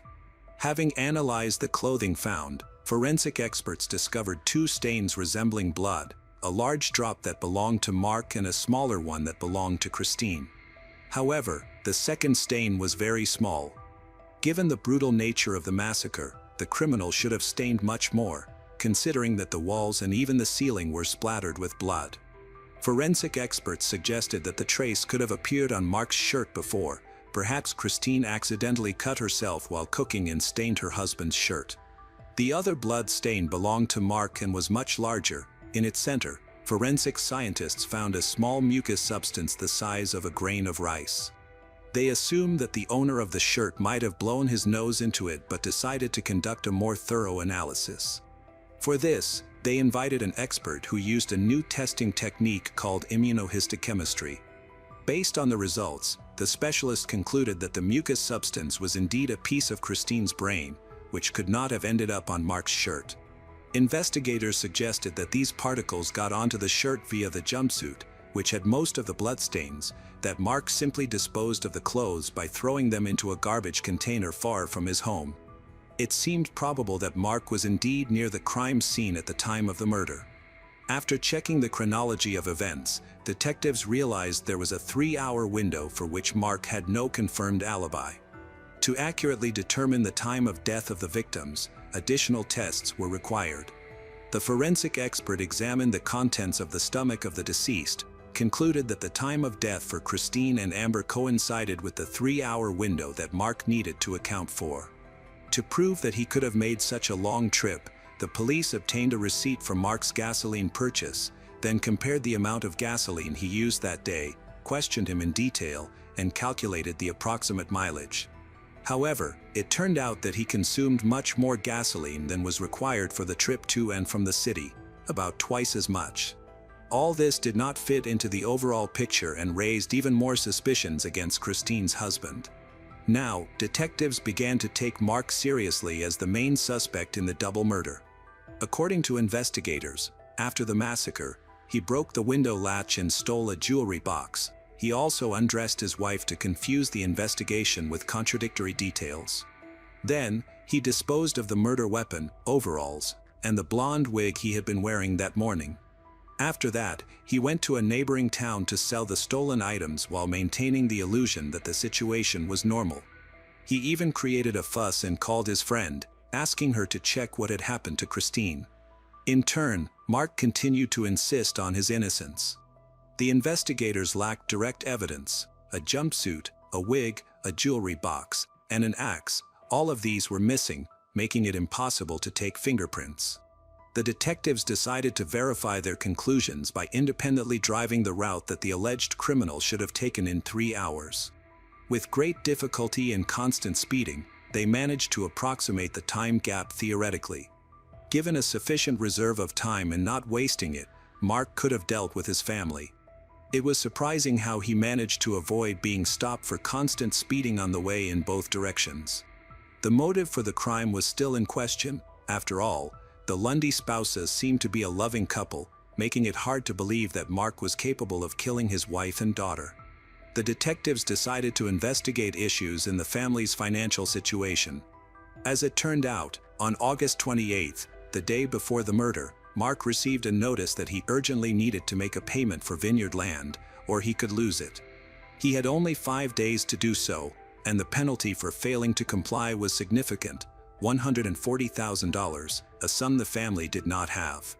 On the same day, Mark suggested to Christine that they increase the amount of her life insurance policies from $200,000 to $500,000. They followed through, although there was naturally no reasonable justification for such additional expenses. A day later, someone dealt with Christine and child. All this seemed even more premeditated given the timing. When his wife and daughter died, the new policy had not yet taken effect. In fact, even if his bloody plan succeeded, Mark would not have received the expected payout. After Christine's death, however, the insurance company paid $75,000 toward the mortgage, but Mark never saw it. In February 2001, Mark, whom law enforcement initially supported, was arrested for the murders of Christine and Amber. He was denied bail and awaited the start of the hearing behind bars. The trial was scheduled for 2002. The prosecution claimed that he killed his wife and daughter for the insurance money, with his primary target being his wife. Amber became an accidental victim. He did not intend to harm her, but when the girl witnessed the murder, he was forced to take action. The jury heard the entire list of arguments and evidence against Mark. Unfortunately, the prosecutor's office lacked the murder weapon, but they believed that the evidence of his guilt was already sufficient to convince the jury. Mark, contesting the prosecution's claims, had his defense attorney argue that a loving husband would never harm his family. The lawyer pointed out apparent gaps and inconsistencies in the prosecution's tactics. After considering both sides, the jury deliberated for 7 hours. Mark was found guilty of double murder and sentenced to life imprisonment with the possibility of parole after 17 years. However, the fight for his freedom was just beginning. Only the lawyers and Mark were dissatisfied with the verdict. They promptly began the appeals process, but 4 months later, the appeal was rejected and the minimum time for parole was increased to 20 years. Interestingly, at this point, Mark's support grew even more, contrasting with his initial situation after the tragic death of his family. The prosecution provided a highly questionable timeline that seemed far-fetched. In light of this, those who previously considered Mark a killer began to shift their stance. The 3-hour time frame in which the crime occurred appeared implausible, given the journey and the disposal of evidence involved. Even with a high speed of about 120 kilometers per hour, the police could only travel from city to city in approximately 1 hour and 33 minutes. It would have taken even more time to deal with 2 victims and dispose of the murder weapon, in addition to returning. All of this seemed unrealistic. To dispute the allegations, even a drop of brain matter found on Mark's shirt was scrutinized, as the method of analysis used was deemed too inaccurate. 7 years after the trial, an article was published about the tragic massacre of the Lundy family, detailing arguments that were previously unknown to the public. It meticulously refuted all the prosecution's claims, even questioning the words of the neighbor, Margaret. Some inconsistencies, including the time frames she provided, did not match the prosecution's narrative. At the trial, she indicated that the murders were committed the evening before a scheduled visit, claiming to have seen a man at about 7:15 p.m. She stated that at that moment there were 7 people standing near the takeaway food shops who should also have seen Mark in disguise. However, none of them saw him running around the area in a wig. The prosecutor insisted that Mark had changed the time on his computer and had cleaned the system, but later, Upon inspection, it was discovered that the hard drive had, in fact, been infected with a virus that was randomly corrupting files. Mark simply didn't know about it yet. At that point, even a reanalysis of the paint found in Amber's hair failed to find a match with the substance that Mark had used to clean his tools. The defense insisted that the police had focused on Mark from the very beginning. All attempts to acquit him from the start were more likely made to divert attention, a way to gain trust. The authorities had several other suspects who did not even have an alibi, but they were simply ignored. Soon after the article was published, Mark's defenders filed another appeal and turned to the highest judicial instance in New Zealand. This became the last chance to acquit Mark. The preliminary hearings took place in 2013, and the lawyers prepared a strong case that provided answers to all the controversial allegations of the prosecution. Thanks to this, everyone began to seriously doubt Mark's guilt. His defenders even secured his family's bail after 18 months pending trial, and this has been ongoing for 12 years. The hearings began in the spring of 2015, and interestingly, the prosecution radically changed its tactics.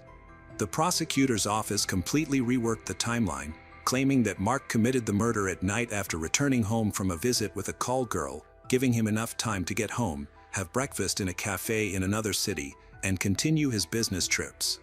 According to eyewitnesses, he behaved quite calmly and was in a good mood. Some of the controversial arguments were discarded, while others were reworked to better fit the situation. The prosecution clearly did not intend to give up. Even new witnesses appeared. For example, a cleaner who went to Lundy House on the 28th said that she sensed a lot of tension between the spouses. The defense also intended to present compelling arguments. New technologies now allowed for a different approach to assessing evidence. DNA samples from two unidentified men were found under the fingernails of Christine, which did not match the materials belonging to Mark. Additionally, it was discovered that during the initial investigation, the police had ignored several compelling pieces of evidence. For example, dark hair found in Christine's hand clearly did not belong to her. 10 hairs were found under the right fingernail and 11 under the left. The hairs were sent to the ESR for testing in 2 plastic bags. The bags remained untouched at the ESR for 9 months and were then returned to the police in June 2001. After his conviction in 2002, Mark wrote to the police asking that all material relating to his case be preserved. The police ignored this request and destroyed the hairs in December 2003. Detective Inspector Mark Hercock, the lead investigator at the 2015 retrial, confirmed that the hairs had never been examined or tested. The lawyer provided a new theory, suggesting that the killer could have been Glenn, Christine's brother, the very person who discovered the bodies and waited in the kitchen for the police to arrive. He had explained the scratch on his nose as a mark from a domestic cat, which led the police to leave him alone. At that time, however, the police had searched Christine's brother's house and car. They used luminol and found blood stains in both, but did not investigate further, which could have belonged to the murdered women. Glenn's neighbor admitted that he had long suspected Glenn of the murder because he had witnessed Glenn trying to dispose of some clothes. During the hearings, the prosecution claiming that Christine's brother had unhealthy tendencies and had molested Christine, leading to the deaths when she discovered it. Naturally, by this point, the defense had lost significant arguments to support these theories, as a lot of time had passed and traces were no longer available. Another strong point for the defense involved communication with an expert who identified the brand on the shirt. According to him, he had worked in a laboratory not intended for this kind of analysis. The technique was completely new and untested, and he likely made mistakes. The defense argued that the stains on the shirt could have originated from a meat pie. New studies were conducted with the best specialists, but they all concluded that the sample was poorly preserved and unsuitable for analysis. The only thing they could confirm was that the stain was from human tissue, but its origin was unknown, hence, this evidence was excluded as unreliable. Margaret was also not invited to the courtroom, and her testimony was disregarded. The defense presented a new theory regarding what could have happened to Christine and Amber. They argued that shortly before the murders, the family began receiving threats regarding debts, suggesting that someone came to the Lundy house to intimidate Mark into paying them off more quickly. This argument sounded quite convincing, but the prosecution insisted that only Mark had a substantial motive to get rid of his loved ones due to mounting financial problems and fear of being exposed by his wife as a bankrupt. The increase in the life insurance policy right before the murders seemed suspicious to the prosecutor and could not be considered coincidental. The jury deliberated for more than 15 hours. After these hearings, many jurors hesitated and could not reach a consensus. The Supreme Court upholding the previous verdict, Mark was sent back to jail to serve the remaining 8 years of his 20-year sentence before he could apply for parole. However, the defense did not give up and attempted to file an appeal in 2017, which became possible after changes in legislation. They focused on the obvious errors in the investigation and inconsistencies in the prosecution's version, but the court confirmed the sentence once more. The Court of Appeal ruled that the mRNA evidence was new science that had never been used before or since and should not have been presented to the jury, but upheld Mark's conviction. This was the interim provision, the mechanism that allowed the Court of Appeal to dismiss Mark's appeal. Mark's lawyer, Jonathan Eaton QC, then argued in the High Court that Mark had been the victim of junk science, and in May 2019 he was granted leave to appeal to the High Court, based solely on the interim provision argument. On December 20, 2019, the New Zealand High Court dismissed Mark's appeal, stating in its closing that other evidence demonstrates beyond reasonable doubt that Mr. Mark murdered Christine and Amber Lundy. Mark remained unable to fight for his freedom until 2022 when, in August, he was given the right to apply for parole. He was hopeful for release, but the commission refused, citing that he did not provide a plan to address his aggression issues. He maintained that he had not killed anyone and had no anger management problems, making it impossible for him to create such a plan. Despite the denial, a retrial of the appeal took place in May 2003. This time, the counsel sought to understand what motivated him regarding his family. Mark again insisted on his innocence, stating he would rather die in prison than admit to something he didn't do. This only worsened his situation, as he was denied release and required to undergo rehabilitation for alcohol issues he had faced before his imprisonment. Mark's relatives supported him, understanding he could not confess to a murder he did not commit, as this would destroy his struggle for freedom that had lasted for 2 decades. However, he remains hopeful of ever being released and continues to insist on his innocence. In 2025, North and South journalist Mike White revealed that other forensic evidence, such as hair samples from Christine's fingernails, had never been tested.